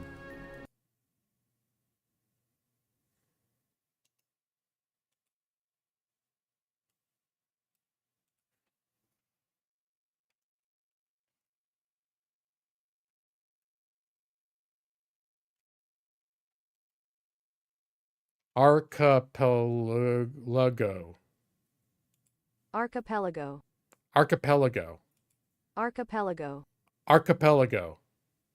Archipelago. Archipelago. So anyway, it's an archipelago. How's that? Archipelago. Yeah? Did I get it right now? Archipelago. The Google woman is right. Nice. Thanks, Brad. I need to start using that shit a lot. There's no reason that if I'm getting caught up on a word, because what normally happens is you or Nick will jump in and try to pronounce it, no, it's like this, like, and then like spell it phonetically, and then I spend 5 minutes getting that wrong. Archipelago. Archipelago. I'm already like having a hard time. Archipelago? No, archipelago. Okay. The moan of creaking timbers, the tang of preserved fish. Your eyes slowly adjust to the darkness of the ship's dimly lit hold. Continue. Suddenly, something strikes the hull, and the ship rocks violently. Your heart begins to pound, and a feeling of unease grows in your stomach. Now, one thing I will say is I played maybe an hour or so of this, maybe a little more, and I think the writing is really good. Like, at least so far, I think it's pretty good writing. I found some, I think I found some typos here. I think this guy is from somewhere in Europe, so English is his second language. I've seen interviews with the developer. I kind of like where he's coming from, and I've enjoyed the interviews that I've seen of him. But I think English might be his second language. Not a very normal English word. Thank you. Thank you, Brad. Let's see. Your heart begins to pound, and a feeling of unease grows in your stomach. So you can say, rise, well rested and ready to go. Get up, mouth dry and head pounding, suggesting I've been drinking. R3, rouse yourself from deep meditation. You know what? I think my guy, being the kind of person that he is, of these three options, would rouse himself from deep meditation. You get to your feet and become aware of agitated voices shouting up on deck. Something is not right. You should make your way up top and get a bearing on the situation. Be on your way. Okay. WASD. So we got a little tutorial going on. And hold on. Where's shift? I think I messed with shift. Okay. Yeah, I messed with shift on my keyboard because I want to say control was something that I wasn't going to use as much. Okay. So shift highlights stuff, and which is a lifesaver in this game because sometimes the pixelated art can make it really hard to spot the things you're supposed to be interacting with. So you see a desk. I move into it. A desk with a maritime navigation map. The map is labeled the Outer Isles, and a course is drawn towards an isle named Idra. Let's see if we know about this. It's the main island of the Outer Isles. Its main settlement is the port Horin. A once prosperous port and fishing village on the island of Idra. Okay. Leave. And it doesn't highlight everything. Like some things you'll find as you're moving around. Something just struck the ship. Mousing over an interactable object will make a yellow outline appear. Left mouse click to interact with the object. Right mouse click to examine it. All right. That's good to know. Because I was playing this on Steam Deck, so it's a little different. Holding down shift will highlight all interactable objects in view. Some objects are hidden and won't be highlighted until they are spotted. So that's a good mechanic. So this is, you see a chest. If I come in here, do I discover anything? Nope. And I think you can turn the torch on and off. So you see torch. Oh. Click on it. And I can also just press W to go up into it. Turn it on, turn it off. Chest. A chest. Loot. So. And it looks like I can't use blades. So, but I can equip this. So now I've got a club. I'm terrible at fighting, but I do have a club. And it picked up a little bit of money there. Locked. To your surprise, you realize the door has been locked from the outside. It doesn't budge. Perhaps you could slip the lock with a thin blade or use something to smash it. I can't arm the blade, so I'll use the club. Using the club, you smash the lock in one fell swoop. The door begins to creak open. I got 100 experience. As the door swings open, you can now clearly make out cries from the deck above. You should make haste. All right. Oh, look at all this shit. All right. Leather armor. Can I double click to get on? Yes. And looks like I can wear a steel helmet. For someone with no... I did choose the one... Which character class did I choose? The Hierophant. So I did choose the one that has no combat abilities. I'm just surprised it's letting me wear something like a steel helmet. We got a lesser tonic of vitality. Moderate attunement tonic. Restores attunement. And let's look at my character again. Let's say... Oh, here's... I want to say the top... Okay. The health thing is kind of interesting. Because the first layer is almost like your shields. The second layer are wounds. And you'll get status effects. And that doesn't... That's harder to heal. And then that's your life. If that goes down to nothing, you're dead. But it burns through this top layer first. And the bottom layer is your attunement. That's basically your mana, your magic points. Inventory, feats, spells. Oh, now I can see what my spells do. Aura of Fear. Targets all opponents in the aura target area. Adds conditions fearful and disrupted. What does fearful do? Negative condition. Status tag afraid. It's -2 melee to hit, -2 willpower. And what is willpower? Willpower ability to withstand mind affecting conditions. Just this one. Okay. Roll a successful willpower saving throw versus DC 10 at the end to enter each turn to remove. So it looks like I thought maybe fearful would make them run away. It doesn't. It just weakens them. And what does disrupted do? -3 to dodge, -1 to hit melee, -1 movement, -1 range to hit. Okay, so if you cast this, it does both of these things. -2 melee to hit, -1 melee to hit. So these two together, yeah, so that fucks them up a little bit. Okay. Sublime projection. Oh, this is a damage spell. That's what I was hoping to get. From the second school that I chose. So maybe I did choose the right one. So it targets any opponent anywhere on the battlefield. Deals 2 through 4 damage. It costs 8 attunement. So it's plus magical aptitude. What's magical aptitude? The magical aptitude scores added to the numerical value of the spells, such as the amount of damage dealt or vitality healed. I think magical aptitude, let's see.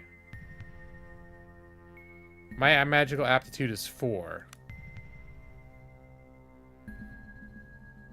And I'm going to guess my presence increases my magical aptitude. All right, then I got cure moderate poison. It seems pretty straightforward. It's a touch, and I can remove moderate poison or weak poison. And then I've got heal, also a touch, so it's either myself or someone directly next to me. Removes conditions with the tag bleeding, and it heals 3 to 6 plus my magical aptitude. So it's 3 through 6 plus 4 of vitality. So vitality is the amount of damage a character can take before becoming seriously wounded. So it's this green bar at the top is my vitality. Once that's gone, you actually start taking damage, like wound damage. So vitality describes the amount a character can take before becoming seriously wounded. Vitality is fairly easily regained through the use of consumable items and spells. Passive abilities: increased attunement, +5 attunement; increased healing, +1 healing. Activate spellcasting, allows character to begin studying schools of spellcasting. To learn a spell, pick and invest in one or more such schools. Okay. Mind magic focus, +1 to mind magic tier. Body magic focus. Okay. And increased attunement, +5 attunement. Okay. Just looking at everything here. Attributes. Alright, so there's a lot, and if you click on this stuff, it'll tell you what everything is, so you can spend a lot of time looking into what makes this character tick. I'm not going to do all that now. All right, I'm gonna keep. I spotted something. What did I spot? Is it this junk down here? You see nothing of interest. Nothing of interest. Okay, I don't know what I spotted. You stop dead as you narrowly avoid stepping in a rust-red puddle. The stench of blood fills your nostrils, and as you look around in the dim light of the hold, you realize someone or something fought for their life here. At the same moment the thought hits you, a hiss sounds from the shadows. Uh-oh. You squint towards the shadows as a hunched, feral-looking form slowly slinks forward. Tiny, disgusting, human-like hands, yellow fangs, and a grotesquely dexterous pink tail leaves no doubt of the creature's rodent nature. As it emerges from the shadows, it becomes abundantly clear that what may have started life as a common ship rat has now grown into something that has no right to exist. There's that Lovecraftian horror element. That type of language, something that has no right to exist. Very Lovecraftian. A second hiss sounds behind you, and the abominations lunge at you. So I'm surrounded by rats. Okay, in combat, characters act in order of initiative. You can view the initiative order by using the initiative widget on the left side of the screen. So even though this game looks aged, a lot of this functionality these are things from modern games, or from more modern games anyways, where you can see the combat order, find out about it. Okay, let's continue. Mousing over the widget makes it pop out. All right. Note that mousing over a name will make that character's outline flash on the battlefield, like so. Like so. The widget in the lower right side represents the character's action points. I think that's these here. The yellow pips represent movement points. The violet pip represents attacks. So this is a little bit like D&D prior to 5th edition, where, and XCOM's a little bit like this. You can move the number of tiles each combat equal to your movement points and attacks, but spending attacks to move means you won't be able to attack that turn. This is a good way to move extra far. So, but I think if you attack, then you don't get any movement, like after you attack. So you can move and then attack. In this case, you can move 3 squares and then attack, or move 4 squares. But if you're standing, something's right next to you, and you attack, performing an attack will clear out all remaining movement points. In other words, attacking will end the character's turn in most cases. So, like in 5th edition D&D, at this point, if you can interchange them, so you could do half of your movement and then attack and then move away.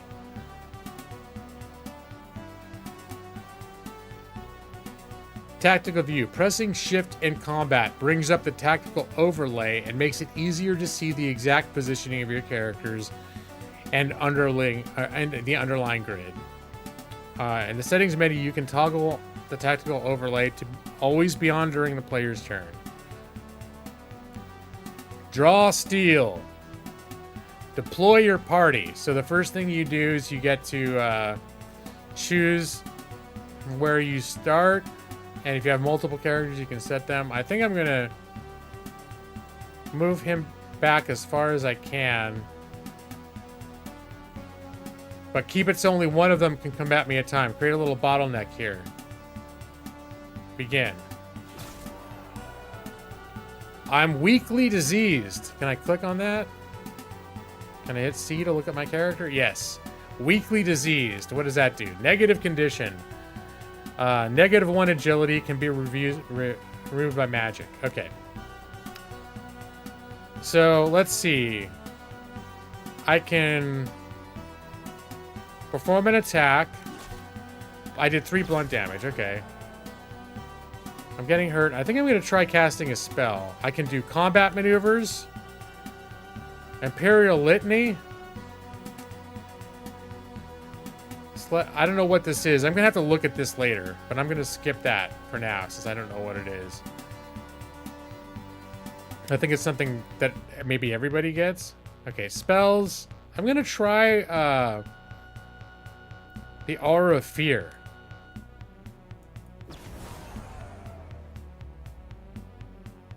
All right. Wait, do I get another attack now?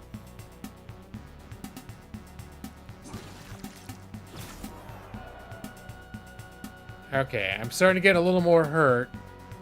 I'm gonna try casting, lay on hands. The Sublime Projection. This is the one that does damage. Oh. Is there a combat log? View combat log. Okay. I want to see how much damage I did. Aura of Fear.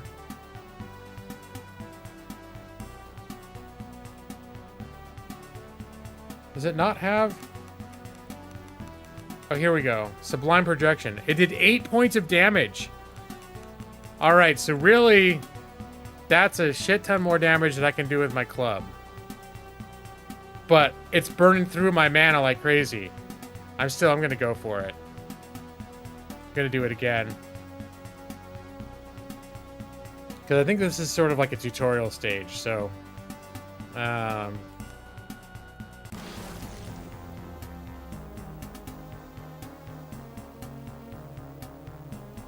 Loot the corpses of your enemies. Rat tail, okay. I'm wondering where it says exactly how many... Like, how much health do I have? How many of those points do I have? Attunement. Okay, here it is. Vitality, 16. Attunement, 29. Hey, Ephemeral Rock Storm. Wait a minute. What were you called? Or were you called Ephemeral Rock Storm? I feel like the Rock, W, or the R-O-W-K. I feel like you're a person that had a different name before. Maybe many different names before. Or that was your name and I forgot you, but I feel terrible if that's the case. But that happens a lot. People come in and be like, hey, long time no see. And I'm like, hey, Rock Slide, that I remember that name. Yeah, oh my God, that has been a while, dude. You back from the old day, the olden days, the OG days. Rock Slide, you've been around since like I started streaming, I think. Back in like 2016, 2015, 2016. You've been around forever, I think. Hey, it's good to see you. How you doing? How you been? Happy 2024. Happy new decade. I don't even know if I've seen you this decade. Lots happened. I'm still streaming. Only once a week. But that's been that way since 2016. But it's good to see you. All right. What? That looks like fruit. Apparently I can't open it. Oh, there's a chest over here, though. There's potatoes. I'll take potatoes. There's cooking in this game. Cooking and food. You have contracted a disease from your fight with the rats. You may see what conditions are affecting you by opening the character sheet. Click your portrait or press C to do so. Not all conditions are negative. Okay. Negative conditions can often be cured by magic or rest. This disease can be cured by a potion. Pick up and equip the lantern to search the area. Hint, some containers are hidden until your character spots them. Alright. Something like that. Doing well. Back in the days when Jake was still streaming. Oh, right. Yeah, I think you were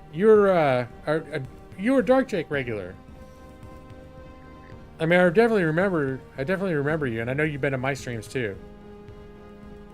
He was the first you ever watched on YouTube. I think he started around the same time, if maybe even a little bit before I did. Yeah, Jake was around from the pretty much the beginning of YouTube gaming. I think I started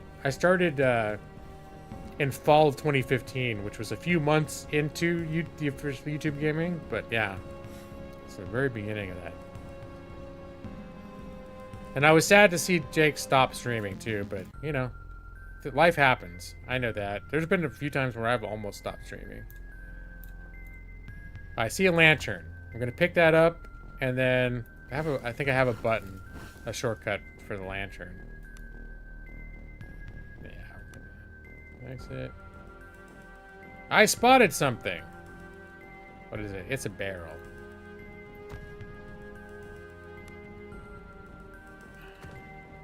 Wait, I didn't notice what I just picked up. Okay, there's some salt. Was that a cure disease potion, perchance? A potion of cure disease. What do you know? I can drink that. Because I have a disease. I have a disease. I've got one of those. You consumed 1 potion of cure disease. Now I ain't got no diseases no more. Let's see. How many it's attributes? I have 5 attunement. That's spell points. And how much does it cost to cure myself? Cost me 3 attunement, so I can cure myself. I don't think really I need to.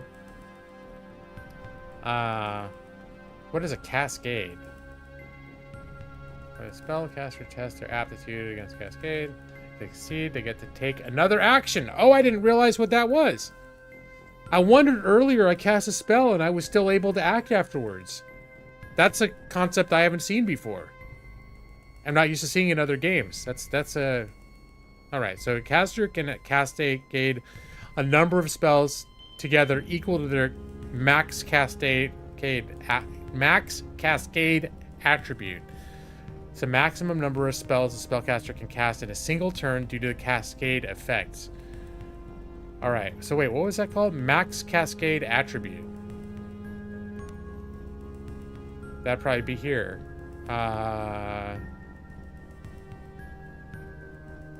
Oh, there's the attributes. Where's my max cascade attribute? Oh, maybe that's under spells. Here it is. Yeah, magical attributes. Max cascade 2. So I can cast up to 2 spells from this effect.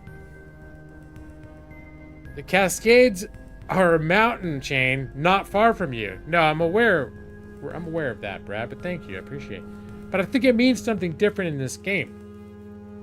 I think it means something different, as we've just discovered. Alright, so... And this thing over here is a ladder. I'm just going to go up. You emerge onto the ship's lower deck. As your eyes adjust to the darkness, you become aware of a hulking figure standing in the shadows. Lawrick, here at last, growls a rough voice. Who's there? I can shout, who's there? Show yourself. Or freeze and listen carefully. Or just attack. Lunge at the figure. No. I would say, who's there? That's what I would say. Who is that? Show yourself. They knew my name, so probably I shouldn't attack them. Cascade sounds like a fun keyword. In MTG? Magic the Gathering. Okay. Hit Cascade, reveal cards until you hit one lesser eye. Is that a real thing, or are you just being like, that's something that would be in there? It's Brad! He's a hulking figure in the shadows. Hi, Brad. Is that what you're gonna look like in a couple years? All like evil and like with bald on top? With a diabolical dark beard? Okay, that is a real mechanic, okay. Well, you said it sounds like a fun keyword. I didn't know if you meant like one that's actually in there or if it's similar to ones that are in there. But now I got where you're coming from. Let's see. Why are you skulking around? Below decks planning our landing. Why? Oh, he's asking me, where have you been? I can ask, below decks planning our landing. Mind your own fucking business. No, I'm gonna just be frank. I say, I've been below decks planning our landing. I'm gonna play it straight.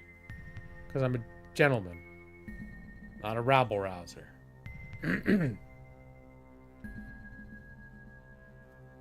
We've both been pretty lucky with hair so far. Let's hope not the bald part. I've been pretty lucky with hair. Aside from needing a haircut. It's not a problem. The island is in sight, but the damned guilders refuse to land. They want to turn back. Okay, did they say... Okay, say if we turn back, we lose our shot at the girl. I guess this is our mission. Or 2, did they say why? Yeah, it's a good thing. If they won't go, then it's good to understand why. Only superstitious bilge. They claim they saw something in the water. Either way, our boys are about to show them some very real steel. They say, if we can't land, we lose our shot at the girl. Okay, that's the sort of like, yeah, okay. I knew I'd regret chartering a gilder ship. I'm gonna say, if we can't land, we lose our shot at the girl. And no one gets paid. Listen here. I know our boys better than most. We hired them to go to Idra and kill. If we don't pay them, things will go bad quickly. But the sailors are bloody terrified. They claim something is hunting us. I can either say, let's go for all the good it will do, or wait here, Roland. No, let's go. Wait, there are a few sailors up ahead, rattled as a pair of rabbits. I can say, we're not here to make friends, if that's what you're suggesting. Or is there a way past them? Is there a way past them? There are two doors ahead. Take a left and we should be able to sneak past them without any trouble. Anything else I should know? Let's just get off this bloody boat. Okay.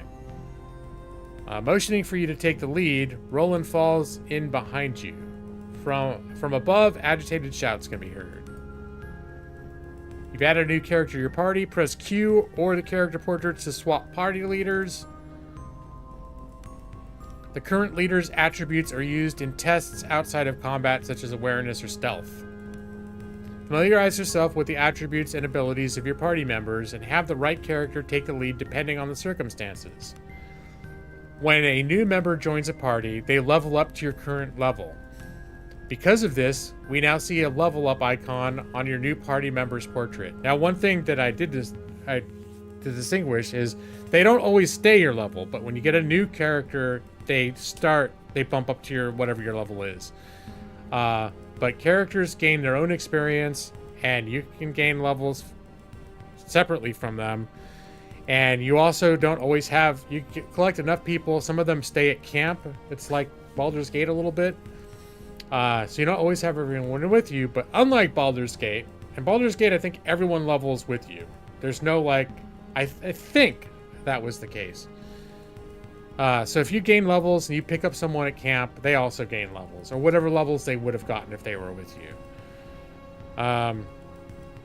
This game is not so. So the people at camp are not gaining levels. So you got to figure out who you want to level. I'm pretty sure that's how that works. All right. So let's see. This will give us a chance to take a look at this guy. So attributes. First off, what is his character stat? He is an arms master. So he's basically a standard, like a warrior. Basic general warrior.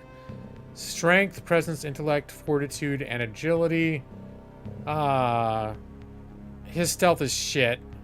Both of our stealths are shit, I think.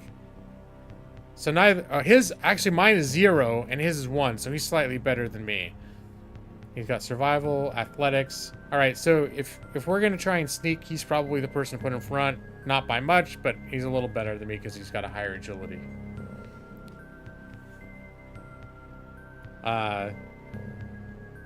You think I got a better head of hair than you do, but you got the long, glorious locks, Brad. And hey, Brian. Yeah, this is my first episode playing. I didn't know if I'd ever get around to it because crazy shit was happening in my apartment. My puppy's going crazy, so it's a lot of drama. And then I had to talk for an hour. But we're playing. I did play for an hour, a couple hours on my own earlier in the week. I only stream once a week, but I did start a new character for the purposes of showing my friends here how that works and how it sets up. But yeah, this is my first. And let's be real, the way that I stream, I don't usually make series out of things, and then I only stream once a week, and I generally will stream whatever it is I'm playing at the time, but I don't present my channel like a Let's Play where it's all going to be on stream or it's all going to be on video. So I used to be more like that, but now it's like I stream to hang out, and while I stream, I tend to stream whatever game I'm playing at the time. And if it's a new game that I think people would be interested in learning about, I might, like I'm doing now, start a new character, show them, like give them a little tour of how the game works in that sense. Your hair's pretty short now? It's not lush enough to grow it long anymore. Uh-oh. Oh, Not lush enough. You can get some product for that, Brad. All right.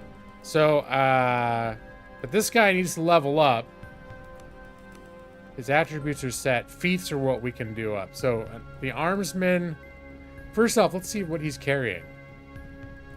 He's carrying a two-handed sword.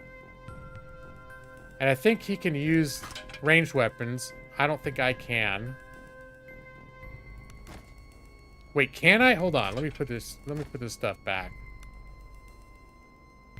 No, I can't use bows. So then he should use the bow and the arrows. And then the short sword, 1d12. Yeah, it's definitely the best weapon for him to have. And so, and maybe just based on this, we develop him into like a two-hander specialist. Beats. It's good to know. You get chilling on it. Tend to prefer those vibes, especially this late. Just want to know if I had like 8 vids to catch up on first. No, I mean, if you start at the beginning of this video, you probably have to forward about 90 minutes or more before I actually start playing the game, because I was just flapping my gums the whole time. But I only started actually like going past the welcome screen maybe a half hour ago, maybe 40 minutes ago. And I've been a bit more focused. Here, just to give you a hint, I have this thing, because I tend to focus so much on just chatting with people. 45 seconds of gameplay. So yeah, I made that myself. That's a warning to people that are used to me almost not playing the game at all. If I'm going to be turning to be like, okay, I'm gonna play the game for a little while. So I might not notice your comments, because notoriously I'm not good at doing both at the same time. I'm either talking to the chat or playing the game. And typically not doing a good job of either one, but still, you know. All right. So Bred for War. So this is similar to, my guy's like a pure healing caster, and his skills were split up between the actual spell casting schools, like learning and casting the different types of magic, and then a more general passives, like spirituality casting school, which is about like your spell point pool or the potency of your spell casting, as opposed to the specific spells that you're learning to cast. Yeah, I've had that for many years. And it grew over time. I think, let me see. Where's it at? The only problem is I gotta click off the screen and the game doesn't like that. But where's my 45 seconds? I feel like there it is. 45 seconds of gameplay. So yeah, I think it was just Von Damme and the machine gun and the guitar riff. And then I added Epic Sax Guy later. Probably as a result of people in this chat. Possibly even Brad Pritchard. I don't know. It's been many years. Things tend to develop that way. Right? Like when I don't want to be on camera, I have Norris the Gray stand in for me. It's a long story. But you recognize Norris the Gray? He's from Pool of Radiance, which I streamed a couple years ago. Never again, much to Brad's chagrin. But sometimes Norris the Gray takes the place of my cam if I'm not feeling pretty enough to be on camera. But not today. Today I'm feeling pretty. You just checked this game on Steam and it's only been out for a week. Great job with the retro style art. Yeah, now this game is based on very heavily inspired by a series from the 1980s called Ultima. And Ultima 4, which is the first in the series that actually sort of had like a story of any note. It was sort of it's when Ultima came into its own. Like you can almost ignore 1, 2, 3. Ultima 4 is the first computer role-playing game I ever played. Spoiler alert, I'm a little bit old. I just turned 50 this year, so I'm a little old. Ultima 4 was the first computer role-playing game that I ever played in 1988. I was 13 years old, and I was obsessed. I loved playing Dungeons and Dragons. I barely ever got a chance to play it, and Ultima felt like playing Dungeons and Dragons on a computer. And this game very, very heavily borrows from Ultima's aesthetic and gameplay. Of course, there's a lot of mechanics that are modern. If you've played Baldur's Gate 3, you're going to start seeing like, oh, there's a lot of stuff that from Baldur's Gate, like you might see in Baldur's Gate 3 that are more modern games that are here. So it's definitely more accessible. Like you can get Ultima 4 on Good Old Games for free right now, the whole game, just free. And some of the later Ultima games you got to pay for. And I think I played Ultima 5. I played, I thought was even better than the 4, probably my favorite. Ultima 6. And I never played Ultima 7. I bought Ultima 7 more recently, like on Good Old Games a few years ago, and messed around with it, but never really played it through. Never touched Ultima 8, which supposedly sucks. Ultima 9 was an interesting creation. I did try to play that. I never finished it. It had a lot of problems. And there's Ultima Online. But so Ultima 4, 1980, I think it was released in 86 or 87. I played it in 87 or 88. Absolutely obsessed with it. Super nostalgic for me. So when I saw that this game, I didn't even see this game coming. But the channels that I watch that focus on computer role-playing games, this started popping up all over my feed. And as soon as I saw it, I was like, holy shit. And then I looked and saw it was like, hey, it's only $15. Oh shit, it's on sale. Like, no, I'm getting it. Ultima Underworld, I've got that. So that's a little rough. I like the turn-based stuff. Oh, the real Ultimas were turn-based. I like that shit.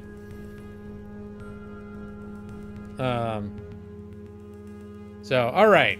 Bread for War. Charger. What's Charger? Charge bonus. Alright. Does that mean he can, like, close the distance during combat?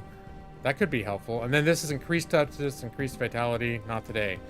So this is more, and then Arms Mastery is the different, okay, archery, axe, club, shield, sword, and two-handed. And what he's wearing right now was a two-handed sword. So probably both of these categories would apply to what he's handing. You can do Underworld too. I think it was before I was even a streamer, but I did experiment with Ultima Underworld too. And pretty fucking rough. I gotta say, there's a part of me that really wanted to give it a go.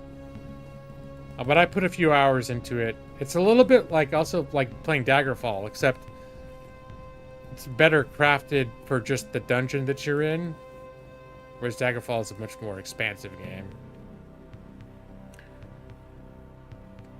Let's see. Arms Mastery is just knowing how to use arms that most humans have. Picking stuff up, putting stuff down, waving at people. Yeah, that checks out, Brad. Love learning about old games, and it's free. Ultima 4 and 5, I'll have to check. Ultima 5 I don't think is free. And I thought Ultima 5 was better, but Ultima 4 is for the start, like really it's the first game that's worth checking out in the Ultima series. Because the other ones loosely had stories, but they almost didn't matter. Like Ultima 5 sort of starts in earnest a story that continues more or less continuously. So like Ultima 5 relies heavily on you having played Ultima 4 for it to be significant, like what's happening, because it's almost like a direct sequel. But Ultima 4 is where it all starts. And the interesting thing about Ultima 4 is, the other games had, there's a big bad villain, and ultimately in the end of the game you're supposed to defeat the villain, save the world. Ultima 4, there is no big bad villain. Ultima 4 is about like Lord British, who rules this kingdom of Britannia, feels like the world is in decline and the people need some sort of an inspiration where they call it the avatar. Someone to come, and it's supposedly like a spiritual, like ethical, moral example to come. And so it's all about finding the shrines of the different virtues, becoming pure in the virtues, and the game keeps track of if you're doing things. There's like, honesty, compassion, honor, courage, all these different things that you have to do all the things to master these attributes so you can become this great exemplar, attain the status of this great exemplar. So instead of defeating a bad guy, the object of the game is for yourself to ascend to this avatarhood, to become this thing for these people, which is kind of cool. Like no other game had ever done that before then, and this is in the 80s. No other game really has done it since. No big bad. I mean, you're still fighting monsters and shit the whole time. The last virtue was just ass. You were familiar with? Did you ever play it? Yeah, it came out in 85 or 86. But yeah, they all tied together in interesting ways. Like apparently when this guy was making this game, he was looking at this as his make it or break it. Like this was the game that he really wanted to like make the big splash, and it worked. Like this guy for years, Richard Garriott, he also called himself Lord British, and he's in the game as Lord British. That was like the guy, the first 3 Ultimas he basically made by himself out of his garage and sold them out of his garage. And for this was the first time he really was like, I want to make something like totally it's going to blow everybody's minds with like the story, and it's going to be doing things that no one's ever seen before, and it's going to be telling a story that no one's ever seen in a game before. So it's pretty incredible. And then the next game, you're called back. And the thing is about the avatar, it's like you're supposedly from this world. It's supposed to literally be you. And outside in your house or something, a portal opens up in your backyard to this other world, and you step in and you're transported to this world and you become this person. So it's like you're actually supposed to be role-playing that it is you. But when you step into this world, you sort of become this other strong, powerful thing. So it was really cool. And then like, so then obviously if you achieve Ultima 4, that you become this avatar, you become this great example, this great figure. And then Ultima 5 is like, and when you come back to your world, when you go back there again, it's usually like time passes differently. So it might be 20 years, it could be a year for you, but it's 20 years later, 30 years later, much later. But you see a lot of the same characters still. I think they age more slowly too, but it's like a lot of times passes. So you show up and Ultima 5, Lord British calls you again, then the portal opens up in your backyard again, and you're like, oh shit, I can go back to Britannia and be important again, instead of working at the grocery store or whatever you're doing. I don't know what you're supposed to be doing in real life. It's supposed to be whatever you are doing in real life. It's supposed to be you. The avatar coming from our world feels very Narnia. Yeah. So I thought I ate all that shit up as a kid, because as a kid I was like, oh wow, so I can pretend like this is literally me in my life, and the idea is to pretend a portal opened up in my own backyard, and when I step into it, the king of this land is like asking me to help him with his shit. That's cool. And so 5 builds directly on 4 in ways I won't. Well, probably none of you are gonna play it, but just in case you ever do.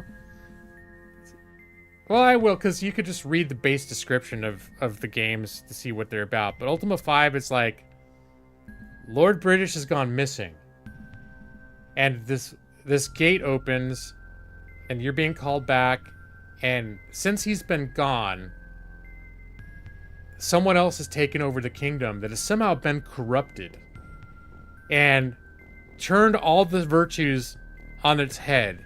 So, like, the city of each city has different virtues. So like the city of compassion, there's now a rule that says you must give half of your income to the poor, or be cast out and everything taken from you, or be put to death. Just shit like that. Like everything is super extreme and super like fucking crazy, and they're like enforcing these virtues with an iron fist.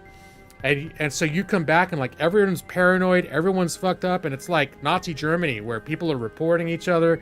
Everyone has to act like they're all behind this, and if anyone is doubting it at all, they get reported and they get imprisoned.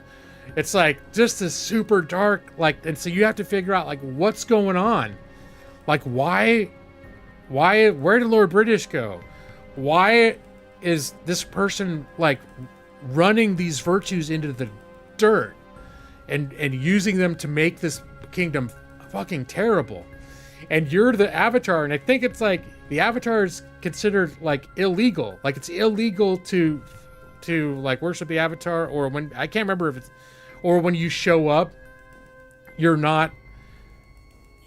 it's like you're considered an imposter or something, and I forget. It's been so long, but it's just like they really. So you're coming from that first game about becoming this avatar, building up these virtues, becoming an inspiration to the world, and then you show up like a generation later, and these things have happened that have flipped what happened in 4 on its head.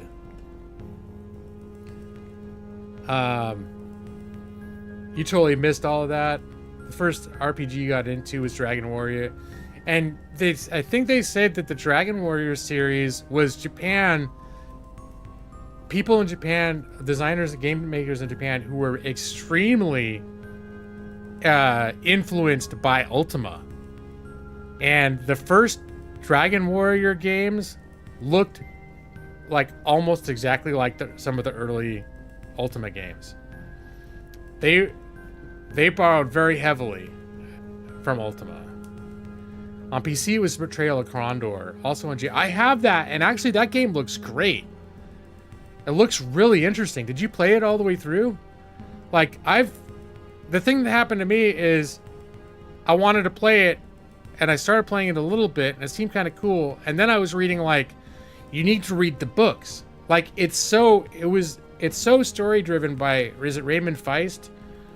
It's so tied into his book series, and he was so much a part of it that they're like, you need to immerse yourself in the books to appreciate the game, and the game will enhance the books and etc. It's like tied right in. It's still fun. Okay. Strategic combat rules. Okay. You don't need to read the books, and you expect you would hate the books as an adult. I've got the first book. Was it Magician's Apprentice? I bought a paper copy of it. I can't remember. I think I might have got the when I had Audible and I had Audible points. I think I got the audiobook too. I did.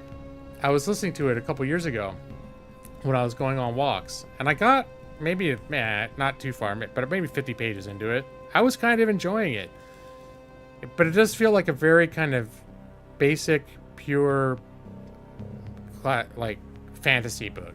I feel someday I want to go back to it because it wasn't bad. And I've heard people still love it today. All right.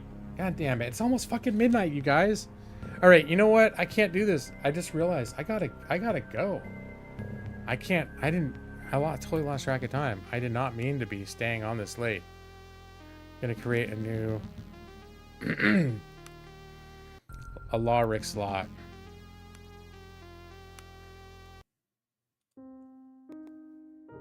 Yeah. Oh my God. I didn't realize I'm on the West Coast, but man, I can't be staying up late these days. When I first started streaming, I set my own schedule. So sometimes I stream till 3 a.m. I could just sleep late if I wanted to. Now I can't do that shit anymore. So, and my sleep gets fucked up really easily.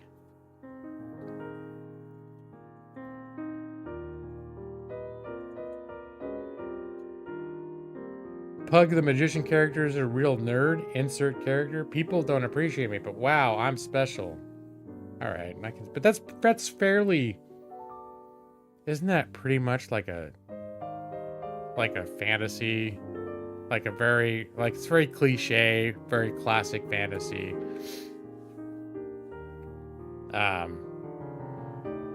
Yeah, coming of age. You're the person to fish out of water, the person that starts off like as a like small and then becomes super powerful. You think I have to do this game enough next week? You didn't learn enough? I might. We'll see where I'm at like next week. Like I seriously almost streamed Final Fantasy again. That's sort of been the main game that I've continued to play, but I like this game. You know me, I just get a dabble. I got my finger in too many pies, But I might play this again next week. And maybe I will actually just continue playing where I left off. And if I play in my off time, I'll just play my other character. These are really common in that era of fantasy. I mean, it's very classic. It's supposed to be just sort of solid but familiar fantasy book. That's just supposed to be well written, like overall well crafted, good, solid fantasy. Nothing, not necessarily gonna blow your socks off, but I feel like if it's something I give myself a chance to get invested in, I'll end up enjoying it. That's how I feel about it. I just haven't yet, because it does feel feels very generic when you're reading it, but not bad, but just sort of generic, you know. Like, hey Brian, thanks for coming, Brian. I'm glad you enjoyed it. Feel free to rewind maybe 1 hour, but not further than that, to see me start the game. Unless you want to see, like, I think the first 90 minutes was me fighting with my puppy. My puppy, we just got her fixed a couple days ago, and she's like crabby and rambunctious as shit right now. She's like not in a good mood. And the thing is, she's not supposed to be moving a whole lot. They gave her tranquilizers, but they wear off, and then she goes absolutely fucking nuts. And it gets aggressive and like crabby and bitey and wants to ruin everything. She's the worst behaved she's ever been. She's already a little rambunctious before this. Now she's like fucking crazy to deal with. Anyways, read Revelation Space next, then we can talk about it. My backlog is so fucking far, but you know what, Brad? I'll look into it. I also quit. We also quit Audible, so I thought like I've got 100 books on my backlog right now. A lot of them are books I really, really want to read. But Brad, since you specifically asked me, I probably won't deal with it next week, but I want you to scout ahead and tell me if what you think of it.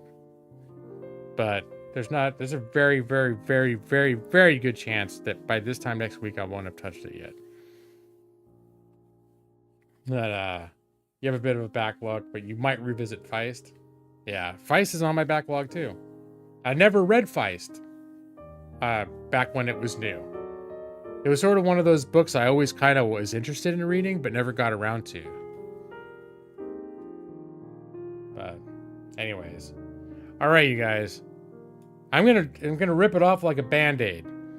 You still there, Brian? There's a real treat the way that I end my streams. This is another thing that's evolved over time.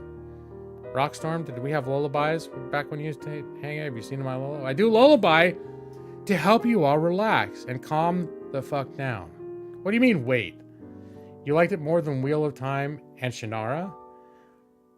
I thought you liked it more than Wheel of Time?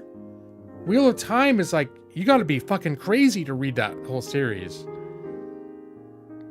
No evidence of structured reproach. Okay, that's one thing. As I've started showing my room more, I've revealed the fact that my gaming setup is I play with this on my lap so I can be away, and I have a TV tray here, but it's not quite high enough to be at the right level for my mouse pad, which I have right here.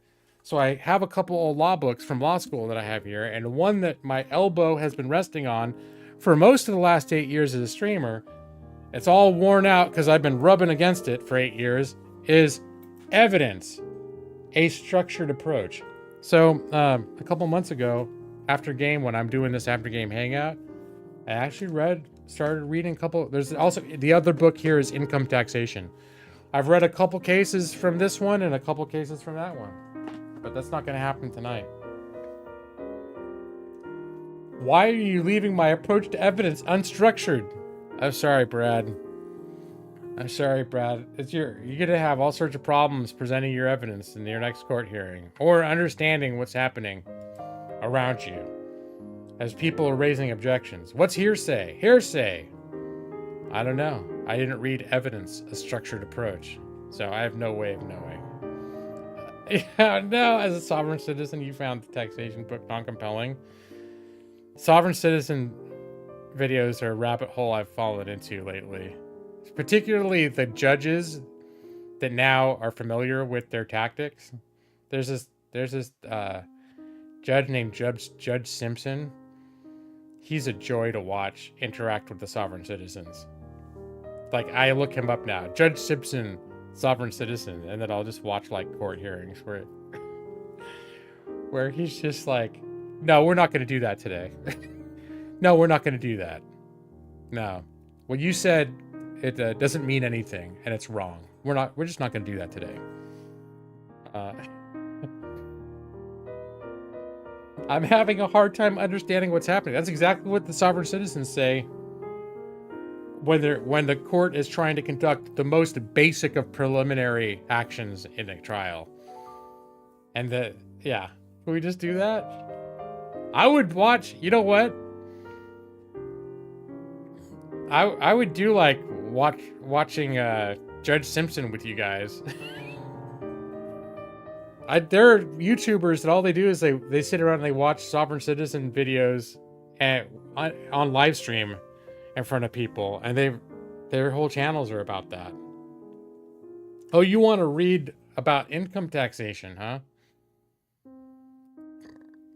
Brad, it's 11:59, Brad. All right. Nope. I'm sorry. I'm sorry to do this to you. It's gonna be like ripping off a band-aid. Boom. Lights out. Lights out. Just calm down, Brad. I know it's a 4 o'clock where you're at. It's still pretty early, but you could use it. Maybe you could use a nap.